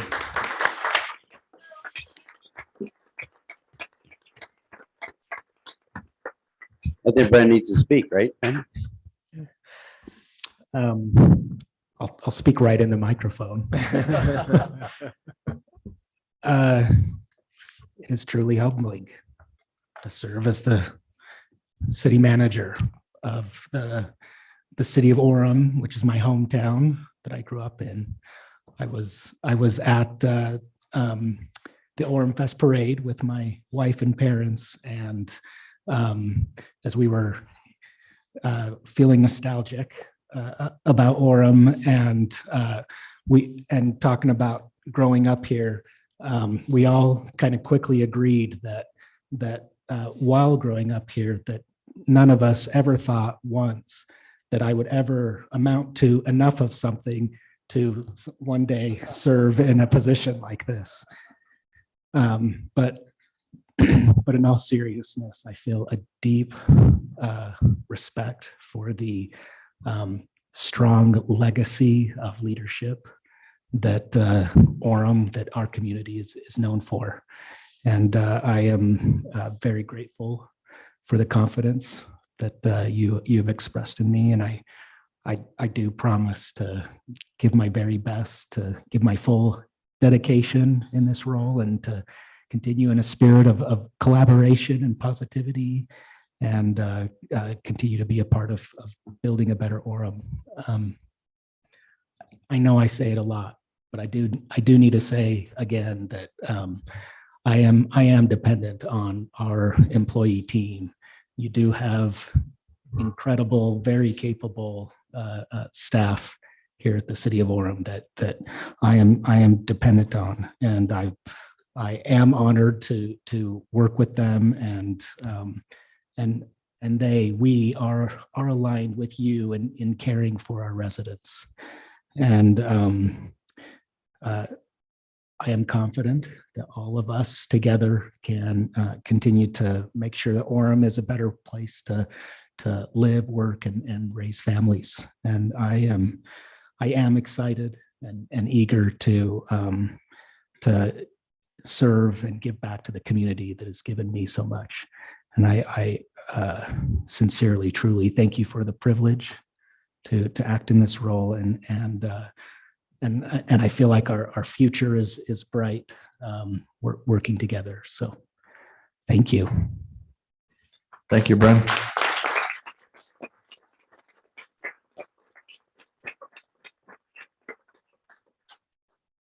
Thank you. Those are fun things to do in this meeting, Mayor. Thank you. Yes, we should just exit now and call it a day. All right, now we'll move on to the less exciting things. We'll move to item 9.2, a public hearing resolution. The city will receive public comment on the community development block grant projected use of funds for fiscal year 2023 and 2024. We'll have Ken and Kim come up here. And what an intro you gave them, Mayor. Less exciting things, and then you call them up. With that intro, come on up, guys.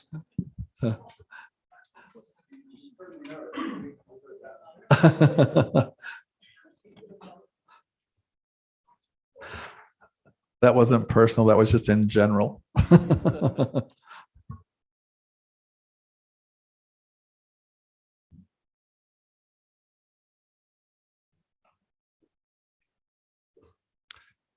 Thank you, Mayor and council members, for having us back. And since we're the less interesting presentation, we'll try to keep it short for you. So we're back following up on our previous visit. We made our recommendations. We're just following up on that, and just want to thank again our advisory commission who served and helped us make these decisions. We had many funding requests, and there was not enough funding to go to all those requests. So we had some difficult choices to make, and we've made those recommendations to you, and we'll go over those. And thanks, Councilmember Millett, for your help on our commission. We appreciate that. All right, so we're in that kind of in the middle there. Our funding totals of this year that we have is $710,247. And that includes the allocation this year from HUD of $632,000 and $632,646. Get some rollover funding listed there. So that raises our total of funding available to that $710,000 that you see.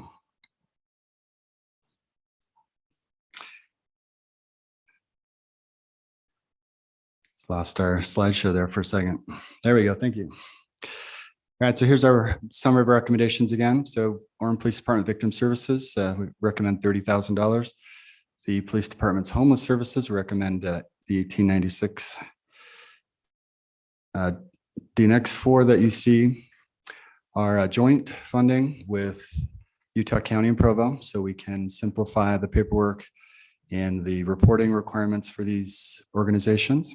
And so we're partnering with these. We've been doing this for a couple of years. And so we think this is a good use of these funds, and it's easier on these entities or organizations. Are those like scholarships at the university or some kind of fee waiver for kids on the move, that type of thing for Orem residents? Is that what those monies are for? So on Kids on the Move? Yes. So that's to help with their Head Start nutrition program. Okay. But it's not necessarily for Orem residents. I know they're based in Orem, do a great service. I'm just wondering about the details of that. They are for Orem residents. So the way that the joint process works is that all the public service organizations apply together. And then we have a joint commission. 2 of our commission members sit on that commission. And then we just allocate the money out that way so that we're not so many contracts and things like that. And so our joint funding recommendations for Community Health Connect, 10,000, Kids on the Move, 10,000, Rocky Mountain University, 20,000, and the Family Haven Utah Valley's, which is formerly known as Utah Valley Family Support Center, 23,000.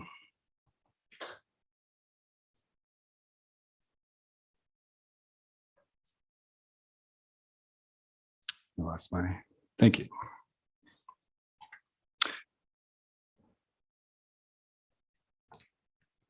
So it's not so advanced just for example, that grant that is to Rocky Mountain University for $20,000. That's what the gentleman was talking about coming up, and basically how that grant, you know, I'm sure with others, has magnified and grown to 20 times, 30 times, 40 times that amount of money, right?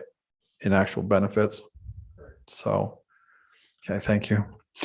Yeah, they're in a great program, and they have many volunteers that make it go much farther than it should with funding that they get.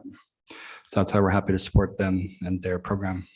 So just clarification with Rocky Mountain, that's not an Orem school. Is how do citizens of Orem benefit from the 20 grand? It's the community rehabilitation clinic that serves all of Utah County. That's what the money is used for that clinic. And then that's where we gave the report on the number of Orem residents that have benefited from that, 1,000 over the last several years, have taken advantage of getting pro bono rehabilitation in that clinic. So, and what you said is over 1,000 Orem residents have benefited from that over the last. Since 2014. Okay, and I'm actually familiar with that.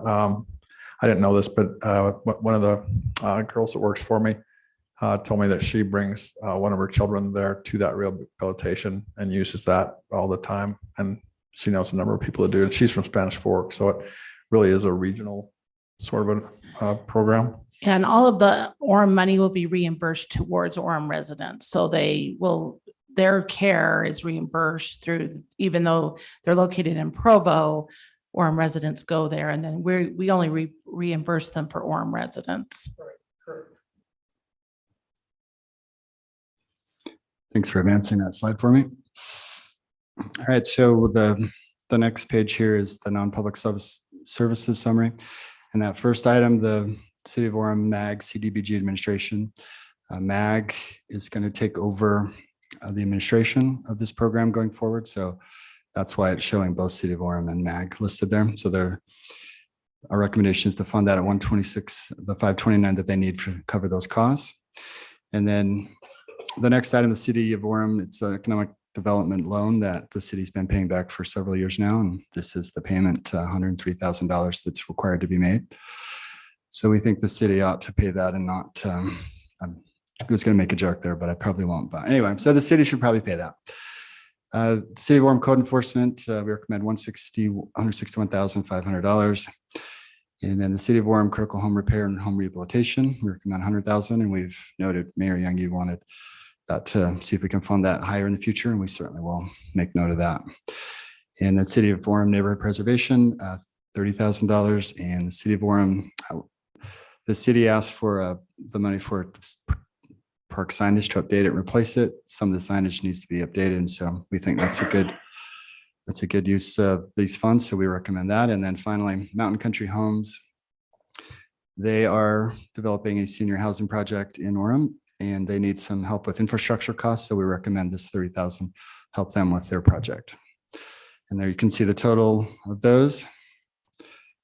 And so that's their total recommended allocation we have with the funding and the rollover funding. And so the next step, these are recommendations, and so we'll go to you. Okay, thank you. Do we have any questions? I have a question. So MAG's going to manage the administration of this? Yes, so they'll be doing the day-to-day management of that. I will still retain the relationship with the subrecipients and with MAG through Orem City, but they'll be doing the day-to-day type of work, the reporting, things like that. They're reporting that where we're donating the money to these different organizations. So they're getting about 20, 25% of the money goes for them to administer. Yeah, this? so CDBG allows for 20% of our allocation, not the total amount, but the total are allocated every year to administration. So they'll receive some of that, not all of it. But some of it will still come back to my salary, but a lot of it will go to their administration, and it will be based on the hours spent doing the work. So that has nothing to do with what you do. This is just a separate thing they would do with this. Well, it's what I've been doing, but Yeah. because my role's changing, I'm moving into the police department with some of my different responsibilities. A lot of the day-to-day kind of reporting, reimbursements, those type of things will go to MAG for their responsibility. So I might be missing something, but that's a heck of a lot of money because most of these organizations already are used to complying with the rules when they get the CDBG money. And to be charged $126,000 for someone to oversee organizations that are already in compliance, am I missing something? Well, no, I mean, it is definitely staff driven and staff related. There's a lot of work that goes into CDBG. It may look like there's not, but there's a lot of reporting, a lot of things that have to be done, a lot of monitoring, things like that have to be done. So that has been paying my salary for several years since I've come here to do all the things that I've been doing. And so that will they will be doing that on an hourly basis and billing us for that. Kenna, do you know what approximate percentages or amount would be for MAG doing kind of the clerk type items versus for you still kind of overseeing and managing the overall program? Yeah. I would think it'd be probably about 75 to 80% of what MAG will be doing, and then I would retain the rest of that. 75% of that is Most likely. Can I ask a question? Do you know, did they have people on staff already to perform those tasks, or did Yeah, so they expand? have, they run Lehigh's program and Utah County's program for them already. And so they've already have been doing that for Utah County for several years. When Lehigh came on as this, as a entitlement, they've been running theirs as well for the last few years. So they'll be getting that same kind of percentage to run those programs as well. And they have hired someone to run our program or work towards with our program. And this is Debbie. Can I speak to this? Yes. So we have a team of 4 dedicated employees, of which I program manage CDBG as well as economic development for Utah County, Lehigh County, Summit, and Wasatch. And so while I will not directly, because of conflicts of interest, be participating, the people that work underneath me will be doing this. And it is a lot of detail work. There is monitoring. We have to visit each of the sites and making sure that they have good processes. We will be doing all of their financials, drawdowns, all of their closeouts.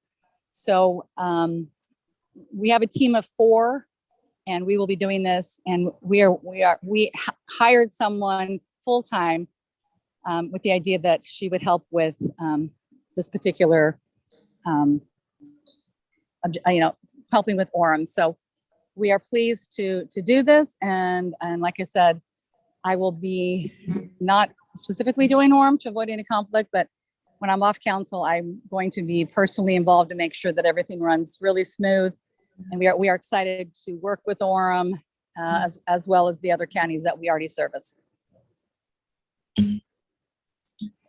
One of the things that we were told recently that HUD recommends that if you get less than $1 million, it's better to have someone else run your program than have the city itself run that. So Provo does receive more than $1 million, and so does Utah County. But Utah County has wanted to go through MAG and not run it themselves, but Lehigh gets like $200,000 or $300,000. So it's better for them to have someone else run their program. And we're getting $700,000 or less. And it has been going down over the years just because of the weird formula that HUD has. So was one of the recommendations someone had made as well. So is there a chance that this outsourcing would provide more opportunity for funds? They would know more about getting additional funds or cost savings in any way? It would not, because HUD has this formula that they use, and it ties to demographics. of the cities that they're working in. It also ties to who's coming in and out of the system. So the more entitlements are in the system, the less the entitlements get. So as more is like when Spanish Fork comes on Eagle Mountain, those areas will probably get less because there's more entitlements in the system. So it's a formula that none of us understand but HUD. And I don't know that they understand it either, but to be honest, but yeah, it's just that kind of formula. Also, we're only going to try one of the things is we're doing this for a year to see how it goes. You know, and you guys can reevaluate in 12 months if it's not going well, or if you want to bring it back in-house, you can do so as well.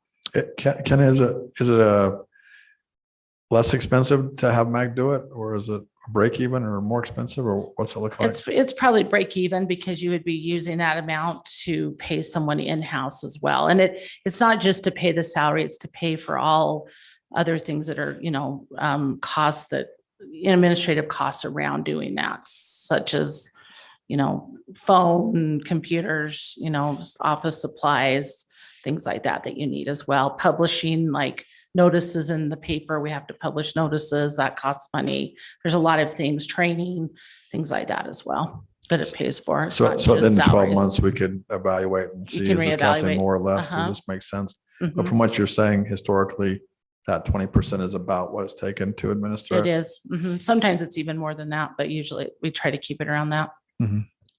Jeff? Well, that was my main question is this a good investment? Are we going to get the bang for our buck? Is it better to go this way or this way? So asking you, who does the work of 20 people already, is this something that you feel confident with and comfortable with?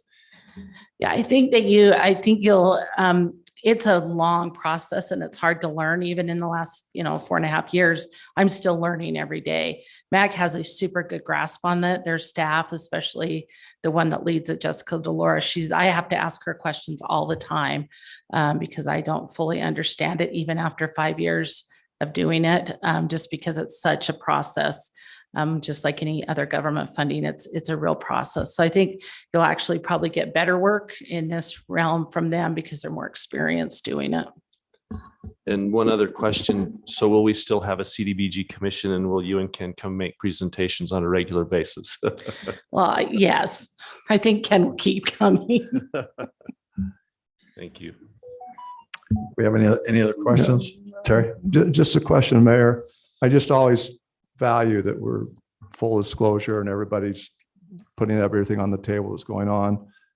Is it appropriate that a MAG employee is voting on MAG getting a $126,000 contract from MAG if we have a MAG employee on the city council? It's, yeah, she would, well, that would be Debbie LeRae. And she works for MAG. She's just talking about, they just got a new contract from Orem for $126,000. I'm just wondering if that's appropriate that she votes on whether her company gets that contract or not. Right. That's a good question. It's a legal question, and we haven't really had that whole conversation. I heard Debbie talking earlier. Maybe I misunderstood her, but I thought she said she wasn't planning on voting, but maybe I misheard. Debbie, can you tell us what you? Yeah, I will recuse myself. So there's no conflict of interest. So happy to not vote. Thank you. Any other questions? Okay, we're going to open this up for a public hearing. If there's anyone in the audience that has something they'd like to say.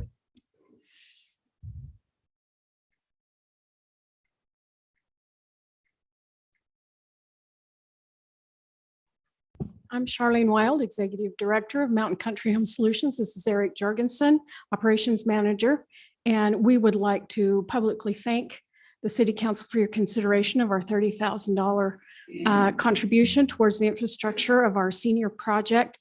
That $30,000 is the tipping amount that we needed to actually bring this project up out of the ground. It started 3 years ago, and then the wonderful COVID hit.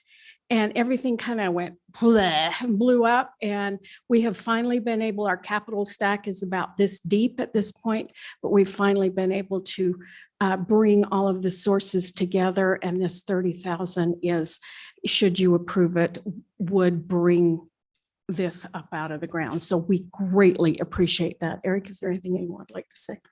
I would just like to add that we will be serving low to moderate income seniors. So some of our most vulnerable seniors will be, have safe, affordable, healthy housing in the city of Orem. And we are proud that we're going to be able to do that. And we love Jessica, Mag, and we love Kenna too. So we're good there. Thank Okay, you. Thank you. Do we have anyone else would like to make a public comment? Okay, then we'll close the public comments.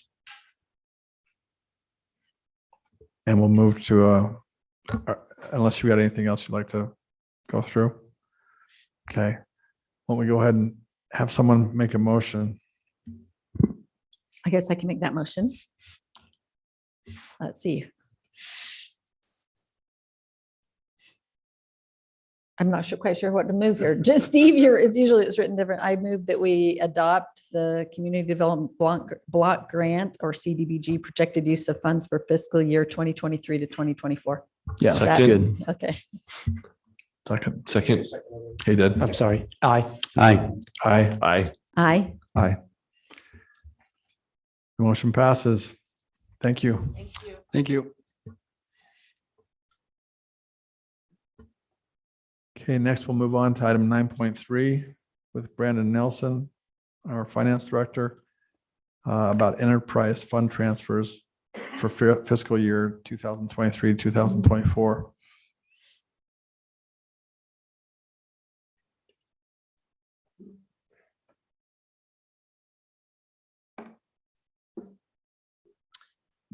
Thank you, Mayor. So as we kind of go through some of these slides, particularly related to this item, everybody probably saw a flyer that came in their mail related to this particular item. As required by the state auditor and the state legislature, we're required to send out a notice for enterprise funds transferring dollars back to our general fund with, in essence, no tie to any particular. Sorry, hang on one second. Let's see if we can resolve this. Dying.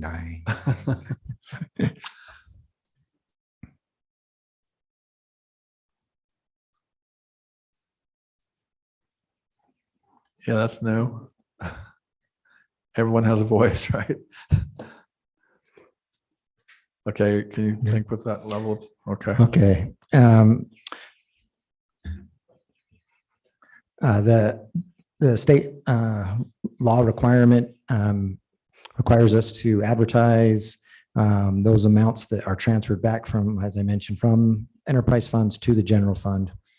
And currently the general fund of the city, which primarily is parks, but also obviously any city center or city facilities that use water or have sewer or storm drain and street lighting, use those services from our enterprise funds, and the state legislator and state auditor have required that we charge the general fund for the use of those services within the city.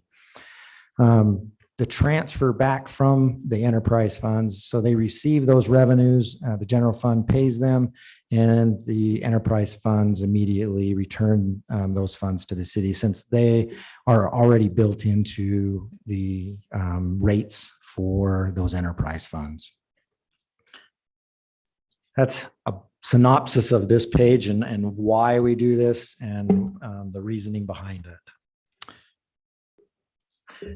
You can see the particular amounts related to our water, the usage throughout the city. Obviously, the single biggest piece of that are our parks, that 900,000 for all of those things, but parks is the biggest part of that. Our sewer and stormwater and street lighting, as I mentioned. This is how those particular elements break down in relation to the total cost expenditures for each of those funds. You can see the percentage identified related to each one of those funds. As part of the requirements for this transfer, required to identify the utility revenue for each of the funds and how the contributions, which you can, those previous ones in that contributions from line are part of those numbers, if not that number. And just to give you a breakdown of how they fall within the various categories of revenues from each of the funds. In relation, we're also required to show the expense categories for each of the enterprise funds receiving or sending those transfers to the general fund. So you can see again how those relate to the total cost in relation to each of one of the funds. And it goes back to that percentage that we talked about earlier as far as these total percentage dollars. We're also required to identify the administrative charges and internal transfers to cover other costs associated with those enterprise funds in relation to the cost of administration, primarily utility billing services, as you might say, insurance, our warehouse, our IT, all of how all of those items are allocated to each one of the enterprise funds. Then we're required to then break down our detail those expense categories into the various components in relation to, again, each one of the enterprise funds, be it personnel, maintenance, all those administrative insurance charges, utility costs for each of the facilities, contract services. That $5 million, just so you know, is primarily Jordanelle. The cost that Jordanelle bills us for that, as well as the Central Utah Water Conservancy District.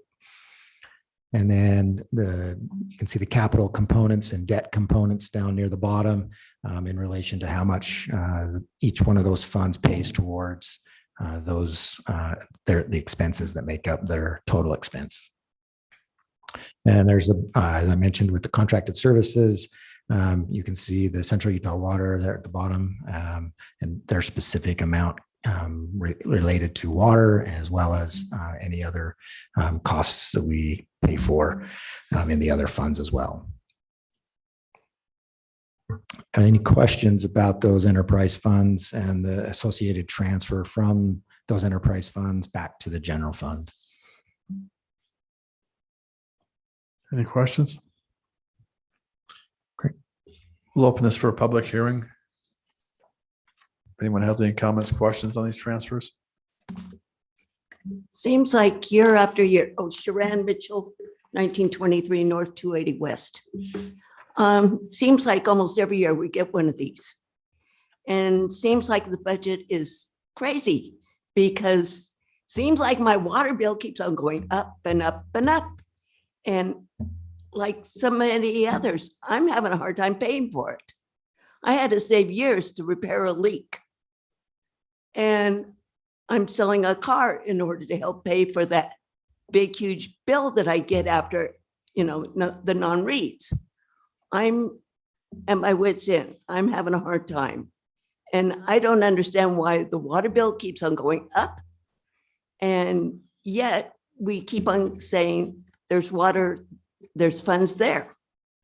And if you need water you need funds for the police, the fire, the whatever, that should be a separate item on our Orem city bill.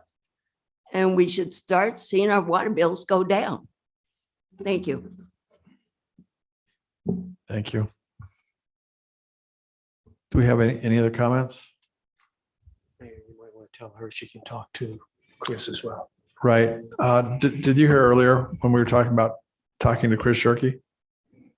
So the city of Orem has different programs to help with water bills and that sort of thing. But why do we keep on getting this notice every year? So this notice. Like the budget isn't in proper alignment. So you want to address that, Brandon? It's been the same amount every year since the state auditor required us to make the transfer. It's an accounting function of paying the water fund and immediately sending those funds back to the general fund. So the options, as mentioned, kind of on page 1 there, were, let's see if we can go back here. So the second item from the bottom. So obviously, if we chose not to send those monies back and potentially lower those bills, we would have to raise property taxes to cover that, $1 million+ dollars, or we cut services. So maybe we get rid of a police officer or something like that. Or, maybe Kenna, maybe we cut the CDBG program, or something like that. I don't know what those cut services might be, but that would be an option. Or doing this, transferring funds. Okay, so just to put that in simple terms, so essentially we've got all of our different budgets going along, and at the end of the year, some of those budgets will have a surplus, some will have a deficit. And so we have the option to move money between those accounts to balance them out. And to what Brandon's saying, if we didn't do that, then that money would be taken away from Orem. We wouldn't be able to use it. So it's just a function the state allows us to move money between those accounts to keep our overall cost as low as possible. But as far as what you're talking about, it's kind of a different issue, is if you have concerns about your water bill and the cost of it going up, I would talk with Chris Shirky, who those other folks are speaking with, because the city of Orem has different programs to help with that sort of thing. So you could check and see if you qualify for some of those. And anyway, he could inform you that they're just standing right out there if you want to go join the conversation, if that's helpful. That's right. So Chris Shirky is our Public Works Director, helps with these situations all the time. So he's just out here in the hallway.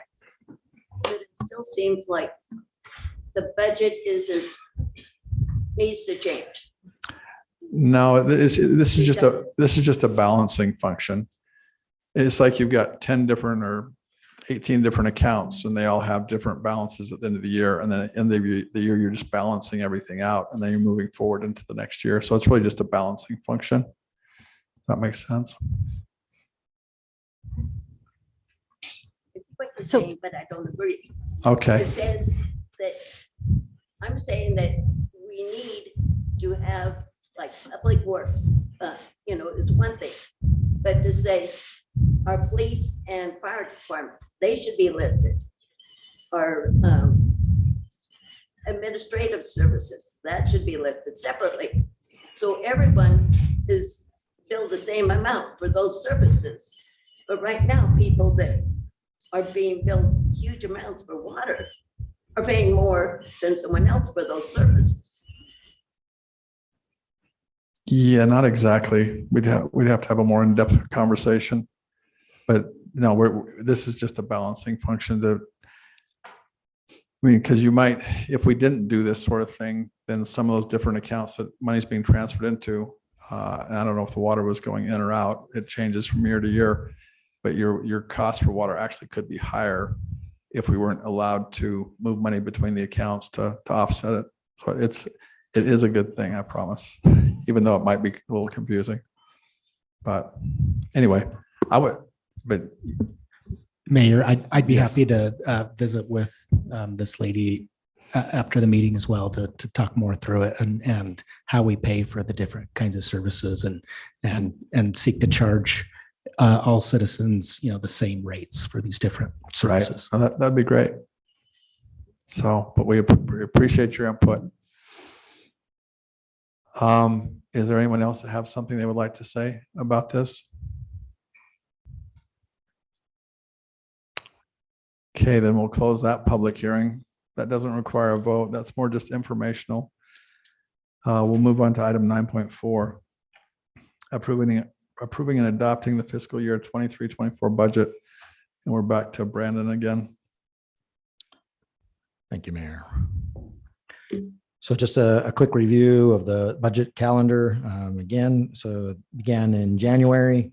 with the retreat determining goals and our areas of focus, followed by several work sessions discussing revenue, compensation, capital projects, operations, fleet, and all of those areas, culminating in the May 9th presentation and approval of the tentative budget, and then leading, of course, to this day today in hopes of adopting the budget.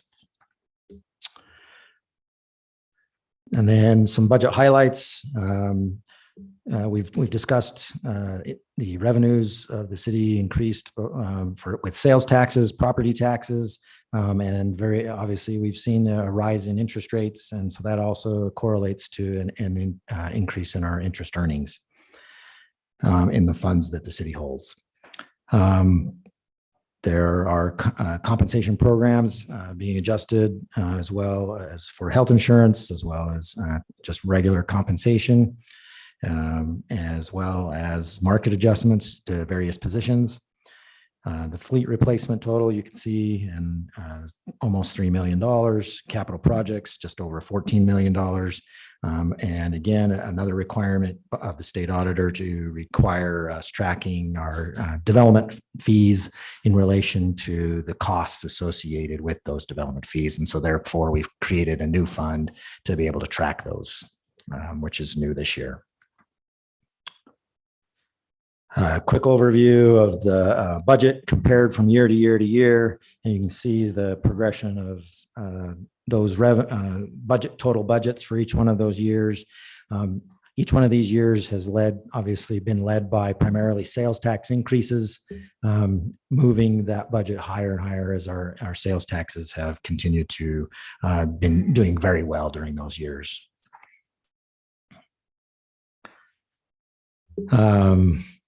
The major revenue sources, just a listing from each one of our major funds in relation to the revenues, and you get an idea of the relative size of each of the funds that the city operates, and the general size of each one.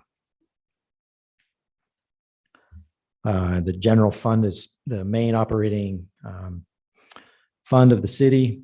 This is where all the administration, all public safety, fire and police, our building folks, as well as library and recreation staff all reside within the general fund and are legal as well. You can see that in relation to the general fund, the revenues as well as the transfers, how those have progressed from year to year. Just to give you a relative sense of where the general fund has been going. Where the sources of revenue come from in relation to the general fund, obviously with, again, sales taxes, property taxes, and franchise taxes being the most significant tax-related items, making up, just for fiscal 24, this fiscal 24 budget, just a little over 68% of the revenue for the general fund. Just briefly touched on sales tax being such a large element. You can see that growth here over the last 5 years in particular. We are estimating for the current fiscal 23 year that we will end the year with approximately a 4% increase. And that would then mean the fiscal year 24 proposed sales tax revenues would equate to a 1.4% increase. Any questions about that particular thing? I know we've been hearing last couple of months, our sales taxes have been a little bit rough. And so we're hoping that maybe stabilizes by the end of the year, so that we, have full confidence that we're not going to have any problems meeting that sales tax projection for fiscal 24.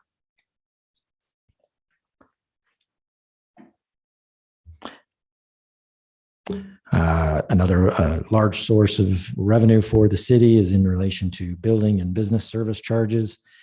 You can see the two components that make up those types of charges and the associated revenue for each one of those.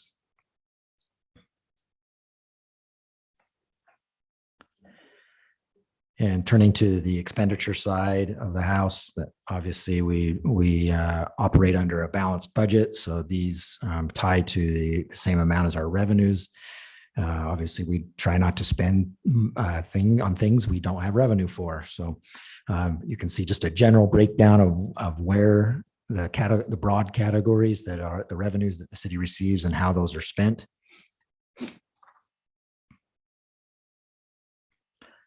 And then within each of the funds, you can see the breakdown of those particular broad categories by fund and where those large how they break down. You can see that particularly in the general fund, obviously a very large portion goes towards personnel.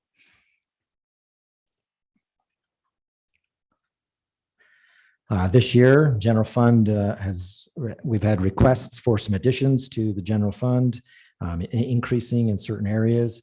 The police have several items related to uniforms, and we've all seen increased in costs. City is not immune to that, so we have some. Police have a large number of uniforms, as well as you'll see later the fire department and their turnouts, and then some various other items that we've had requests for that through our various committees, and those work sessions have been expressed to you before as far as needs within each one of those various departments. Are there any questions about any of those particular expenditure increase requests? Personnel additions, those were operational requests. From a personnel requests standpoint, as far as additions, we have 2 from Public Works. Those are in relation to our Hillcrest Park project. Coming on board, we'll need personnel to be able to manage that park. And then in our IT area, obviously we have a network manager. Our cybersecurity continues to be a hyper focus area of making sure that our systems are kept safe and we're kept out of any situation where we might be compromised by a thief or somebody trying to break into our system. And even if they're not stealing something, they're breaking something. And so we don't want that either. And then we have a need for a GIS administrator for all of our mapping that we use throughout the city, which nowadays is very key. You had a meeting we had prior where we talked about the change in relation to the landlord licensing fees in relation to ADUs.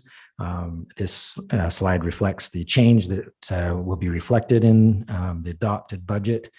If you don't do so, adopt. And this is what the change would look like. The top line is what it was, and the bottom 2 lines are what it would look like in our fees and charges schedule going forward.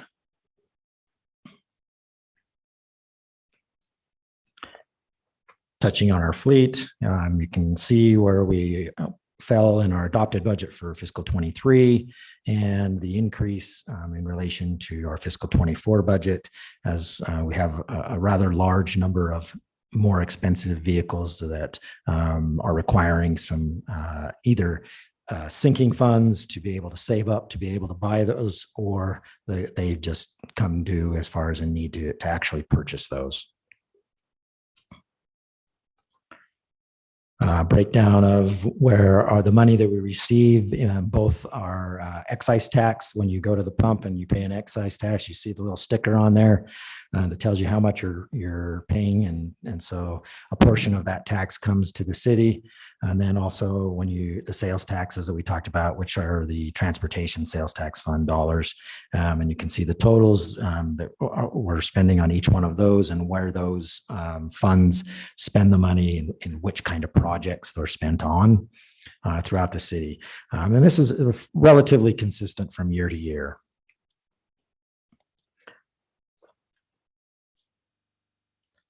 Now getting into our enterprise funds, the water fund, you can see the breakdown of the cost of the water fund from year to year. You'll notice that our fiscal year proposal is less than our prior 2 fiscal years. And then you'll notice over on the right-hand side, our water base rate is proposed to increase by 0.7%.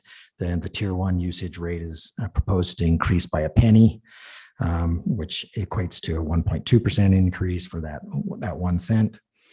And then there are other charges for other meter sizes that will also increase in relation to, depending on the size of them, but in a similar ratio as to the 3/4 inch.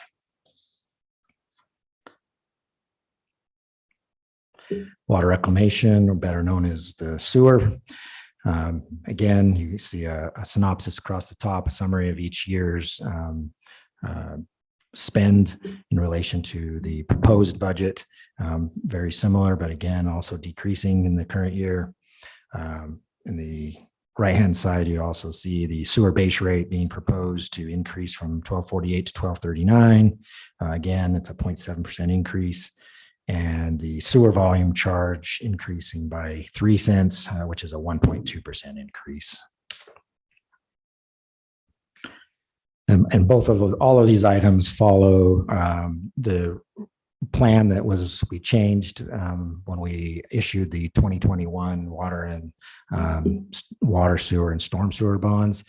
So we're still following that plan. Obviously, when we receive the new master plan and the changes that come with that, then we'll modify those schedules as, determined by those master plans. Stormwater, again, a synopsis across the top of where we've been and where we're proposing in relation to total costs for that particular fund. We're still continuing to follow the base rate increase of 2.5% from $8 to $8.20 on stormwater. And then getting to our recreation fund, which obviously we pay very close attention to in relation to constructing a new fitness center, outstanding of any flooding that might occur at the recreation center. This is the budget hasn't been changed for that, so we hopefully that will have no serious negative impacts in relation to it. But you can see it continues to look well and do well as annual memberships had continued to increase and grow, and we hope that continues on that course. And so there's also, just as a side note, obviously there used to be a subsidy coming from the general fund to pay for fitness center, the recreation fund, and that subsidy is no longer going there. So the recreation fund stands on its own at this point. Solid waste fund, garbage increase. It just follows what our waste management contract and our contracted fees with North Point Solid Waste District, what they charge us. And so the fund follows those fees. And this is what is being proposed as the budget for this year. My understanding is from negotiations with Waste Management, we were able to keep that contract to a relatively close to the current contract, but that still has its costs to go up each year, but not as bad as it would have been had we had to go out for a bid or something to that effect. Sorry for the Gina. Our utility comparison, just to give you an idea of where all of those utilities come together and the total cost in relation to Orem, in relation to other cities. And you can see while the 109.41 for Orem includes those proposed increases, all of the other entities on here, generally speaking, do not include any proposed increases for fiscal 24. It is as they currently are. So to some degree, there are some estimates involved in here. We won't pretend that there's not some estimating that has to go on. But you can still see where we fall generally in relation to where those other cities are. Any questions about any of the utility and or enterprise funds before I move on? Because that's the end. Yes. Any general questions? Great. I think because we've gone through this 2 or 3 times, so we're probably got all our questions out, but Fantastic. except we have one.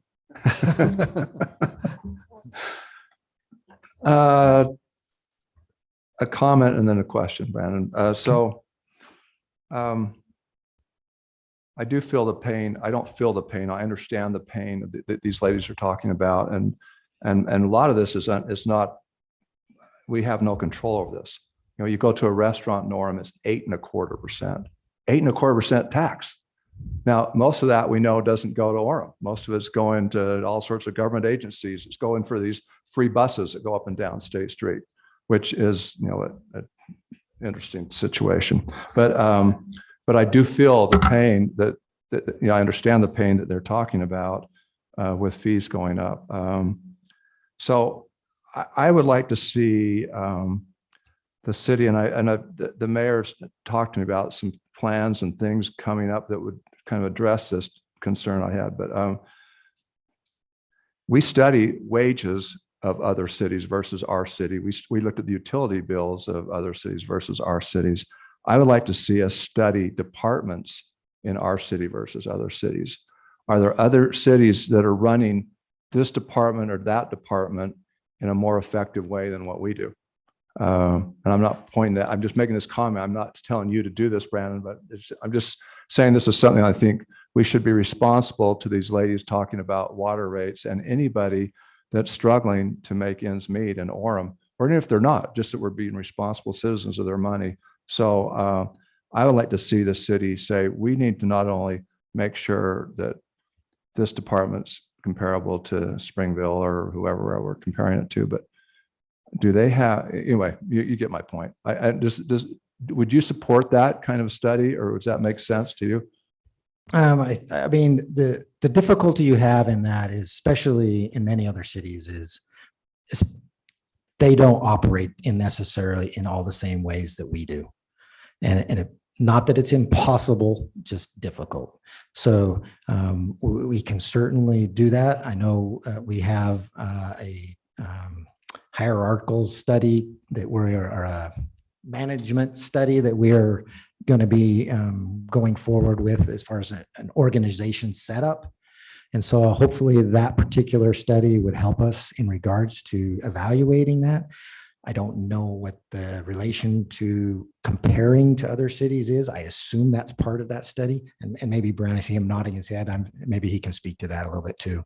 Yeah, we definitely want to have a comparative analysis aspect to this this management efficiency study that we want to begin to engage in. So I think that would be great, because if another city runs, another city the same size as ours runs this particular department in a more efficient way than we do, we want to see what maybe there's something we can do. Can I give you maybe one example of why I say it's difficult? So Spanish Fork City, they have their own fiber. Their utility billing folks bill for that fiber, but we don't have that. Yeah. So how do you, in essence, break that apart? So it becomes a little bit difficult in evaluating, are they doing the same thing that we're doing? Again, there's estimating that has to go into that. So we can certainly make that calculation, and it gives us some level of understanding as to what it is we're doing. And that's certainly better than doing nothing. Don't get me wrong. Yeah, and I understand every city. I mean, I know Provo has a particular tax on one of their departments that we don't have. I mean, I understand all that, but and other cities might do it differently. And Provo has their own utility department. Their own power company. Right. But still, I think it might be helpful. And it's because I guess the nature of government, or the nature of any industry, is I'd never be submitting a budget lower than the one I did last year, because then I'm going to lose money. I'm not going to get the same amount of money, even if I need to figure out a way to put it someplace that I might not need it. So this is probably a way that's helpful to the city management also, to have them look at different set of eyes that, oh, maybe we could do that more efficiently. Anyway, that's my only. Appreciate it. Yeah, I'll just say that's exactly right. The key is that it gets a new set of eyes from an independent entity that can give us new perspective and it can bring up new questions, new ideas that then we can pursue. The challenge will be trying to make it as fair and apples to apples comparison as possible. And we'll be relying on this independent professional entity to help us with that. But I mean, worst case scenario, we come up with questions, ideas to further look into and explore, ultimately with the goal of how do we do things better all the time. No, thank you, because I don't want to close my eyes and go to sleep tonight seeing those two ladies sitting here thinking we're not doing all we can. So thanks. Any other questions? We'll open this up for a public hearing if there's anyone that has any comments they'd like to add.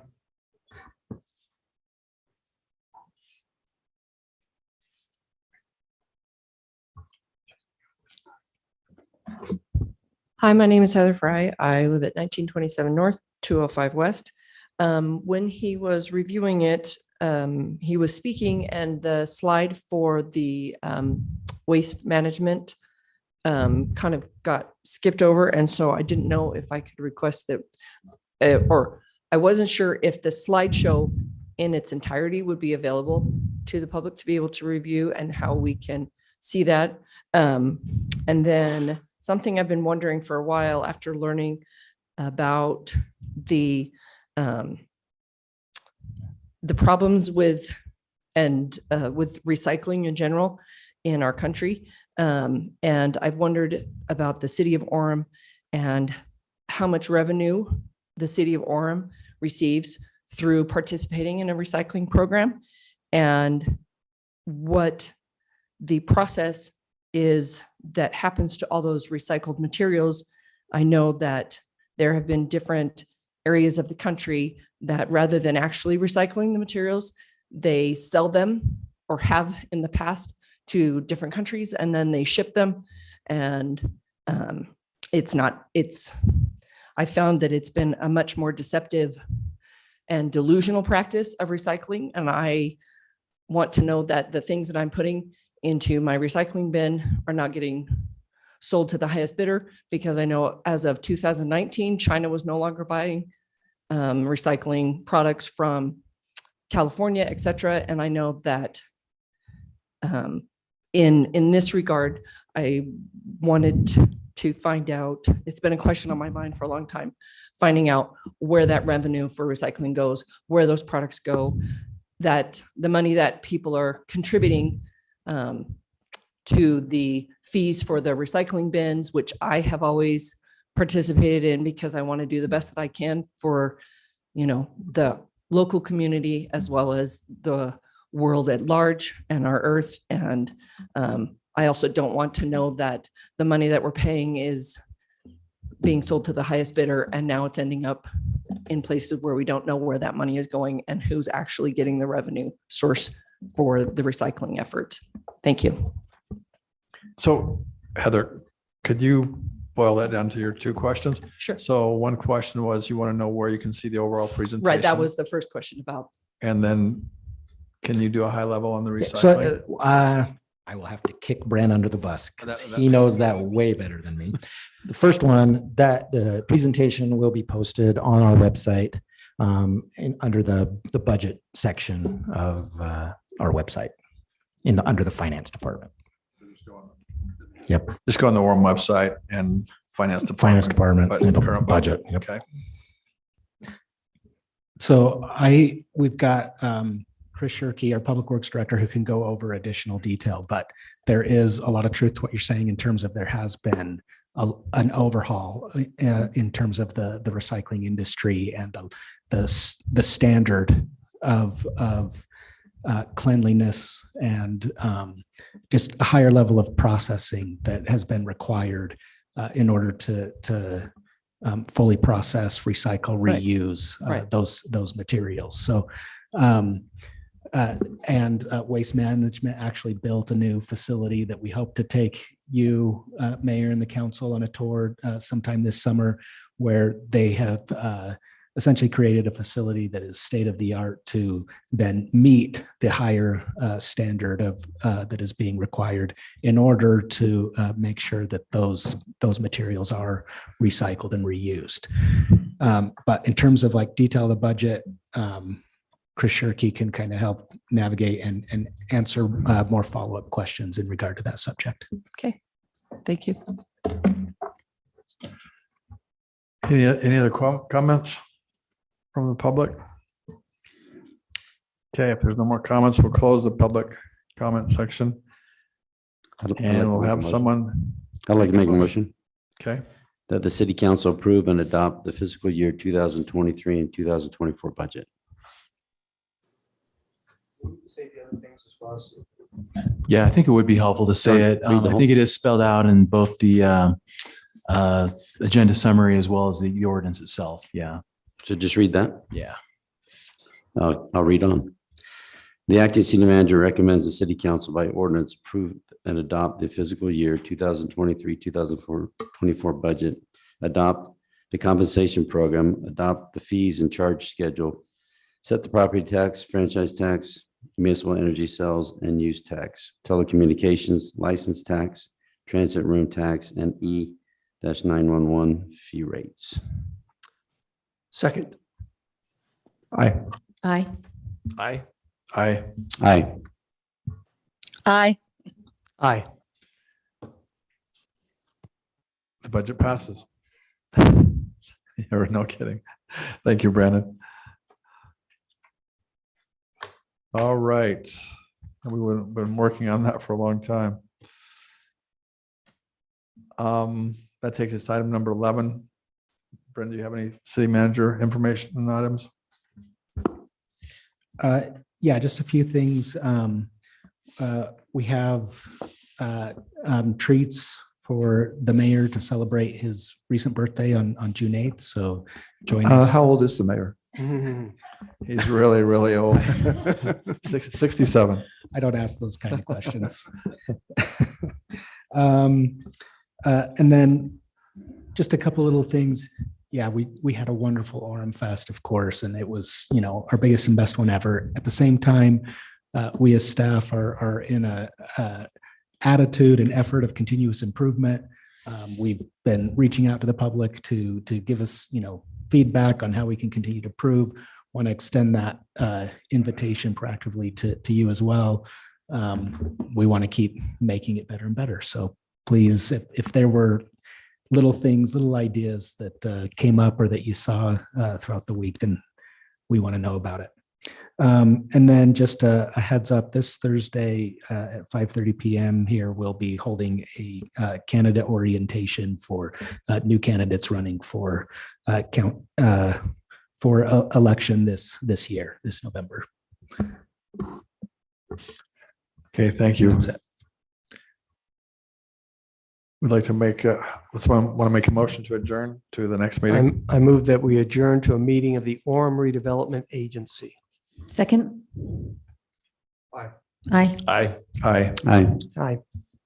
Aye. Okay, we'll adjourn and move to a meeting of the Orem Redevelopment Agency. Item number 13. This is consent items. It's approval of RDA meeting minutes. Someone like to make a motion on the consent items? I'll make a motion that we approve the RDA meeting minutes. I'll second. Second. Aye. Aye. Debbie? Aye. Aye. Aye. Aye. Aye. Okay, the consent items pass. Let's move on to item number 14, RDA scheduled items. Okay, Brandon, would you like to present that and then we'll open it for public hearing? You bet I would. So very simple. I'm not going to run too much through this. We have about 6, I believe, old RDAs, and I say old because the youngest one of the old ones is 1990. So you see the fiscal year 24 proposed item across the top. That $1,665,000 is all University Place RDA, CDA. There are no longer any revenues that will be coming from any of those old RDAs. So just to be aware that that is all coming from them. You see a breakdown across the bottom there of that 1,665,000 and where those expenditures related to the revenues will be. We expect that the university place CDA, the amount that we pay to them will be 1,215,000. That's 90% of what they bring pay in property tax in relation to that increase in growth in value. And then the city retains 5%, and the city also keeps 5% for future infrastructure needs within that fund for that particular CDA area. Are there any questions about anything related to the redevelopment agency? Just why the project area totals went down, 438 to 315. Yeah, so the only thing, like I said, 438, there were some 9008, which is project area 9008. Don't ask me where that is because I don't remember. But it was the last year of that project area that it received funding. So that's why it's higher. This next year, it no longer has any funding, and it's simply making a payment, a final, if you will, payment for administrative service, administrative costs. And so the bond, primarily the last 3 years, there was a sales tax bond that the RDAs were paying for that, a piece of that sales tax bond. And that sales tax bond, you should all go, wow, we paid off a bond, because you don't get to be here very often when those things happen. Right. We actually paid off that sales tax bond, which was from, a long time ago, 2002, I believe. And so now that bond is no longer there, we no longer receive any RDA money, in tax incentive money from those old RDAs. And that's what you see is that 315, like I said, is the last piece of that. Okay, sounds good. Any questions?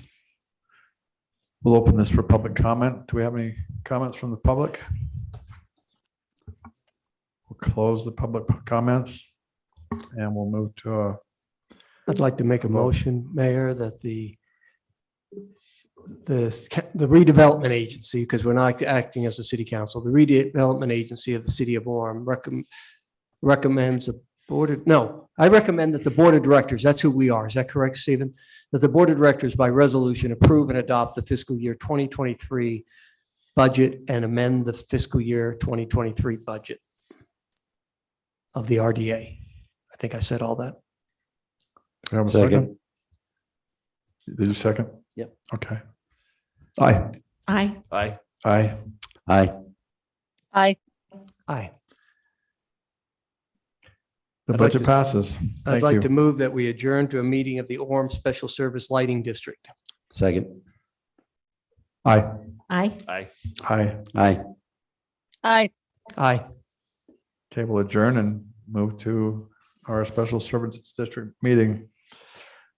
We'll start out with the item number 16, special service district consent items, which is an approval of the special service district meeting minutes. Would someone like to make a motion to approve that? Sure, I move that we approve the Special Service Lighting District minute meetings of May 9th, 2023. Second. Aye. Aye. Aye. Aye. Aye. Aye. Aye. The consent items pass. We'll move to item 17, special service lighting district scheduled items. Brandon, would you like to present that? You bet. So the special service street lighting district, just a brief overview, was originally created to be able to put in the street lights, the city street lights all throughout the city. Bonds were issued to pay for those. And this fund was created in this district, separate entity was created in order to put all of those in. It is now, since the bonds related to that have now been paid off, and almost all the lights have now been put in. And this street lighting fund has been converted from being able to pay for the streetlight installation into more of a maintenance mode now, and being able to maintain and pay for the power and the poles that have to be occasionally changed because people run into them and all kinds of funny things. But needless to say, this fund has, as you can see, a budget proposed for the current year of $1,215,000, broken down, as you can see, this is revenue standpoint, where those revenues come from, primarily, as you see, street lighting fees charged to citizens on their utility bill. And then here's a breakdown of how those revenues are spent each year, and broken into categories, and you can see the various components. We did have just that bottom line energy savings lease. We did a while back enter into an agreement with Siemens company to go through and upgrade all of our street lights from regular lights to LED lighting to create energy savings. It's a lease. And so the street lighting fund pays its share of that total lease in its share in relation to, because the lights were only a portion of that lease. And so that's their portion that they contribute towards the lease payment. Any questions in relation to the street lighting fund? Just a comment. Terry? Just a comment. So this is a definition of eternity, right? We were just going to do this to build the lights, and now we're just going to continue forever to in case we need to fix a pole or fix a light. I mean, this is going to be one of those eternal. Our definition of eternal in a city would be the light. I would say yes. Okay. I would not disagree. Any other comments? I'll say something. I did notice, because I built my house 30-something years ago, and they put it in, I think, when we were in our house for about 10 years. And I remember them saying 20 years, this will roll off. So I called them, is that rolling off? But I realized, but then I was told, well, it didn't roll off, but it went from like $1.50 to $1.25. So for that bargain price, we can now get to have light throughout our city and be energy efficient with the LEDs. And I was okay with that. Yeah, I will agree. It's a look and feel thing, right?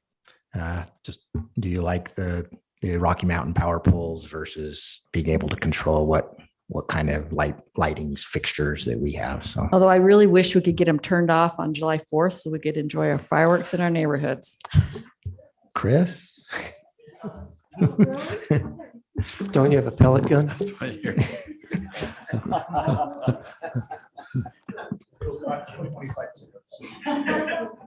Any other comments from the council? We'll open this up to the public if anyone has a comment.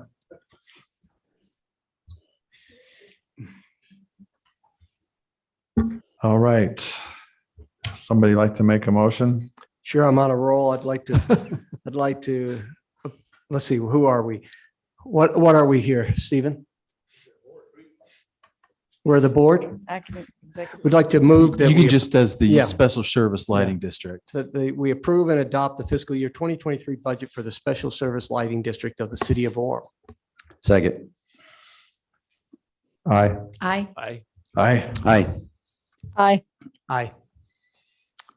The lighting You ready for another, since I'm on a roll? passes. I'd move that we. Wait. Oh, You're moving to adjourn? to the next meeting. Yeah. Oh, wait, we've got another meeting. We do. Yeah, we Okay, just keep doing. Keep going. Terry, going. this is our definition of eternity, this meeting tonight. You got it. I'd like to adjourn to a meeting of the Orem Municipal Building Authority. Second. I guess. Aye. Aye. Aye. Aye. Aye. Aye. Okay, we'll adjourn the lighting meeting and we'll move to the MBA consent items. Mayor, I move that we approve the minutes for the municipal. Oh, you beat me. I did. I'm ready to go home. Municipal Building Authority meeting minutes for Can I- May 9th of 2020. Can I second it? Go. Second. We're gonna start this way this time. Aye. Aye. Aye. Aye. Aye. Aye. Okay, the NBA. Go ahead. Meeting go ahead. minutes You're on a- passed. You're on a roll. Wait. We're almost done. I'm gonna adjourn, but in a second, I just have to say one thing. This has been a really interesting meeting. I mean, we have a brand new city manager we're very excited about.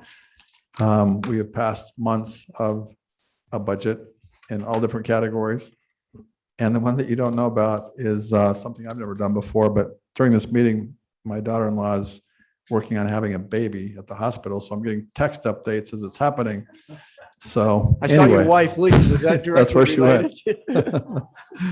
So with that in mind, we appreciate all your hard work. Can and she we'll have make a motion. baby without us moving? I move that we allow your daughter to have a baby, daughter-in-law. She would appreciate all the help we can get.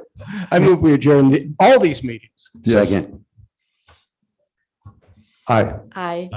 Aye. Aye. Aye. Aye. We're adjourned. Thank you for coming. Hey, Brandon. Brandon, You know, the exciting stuff was putting Brenn in, and then it went downhill from there.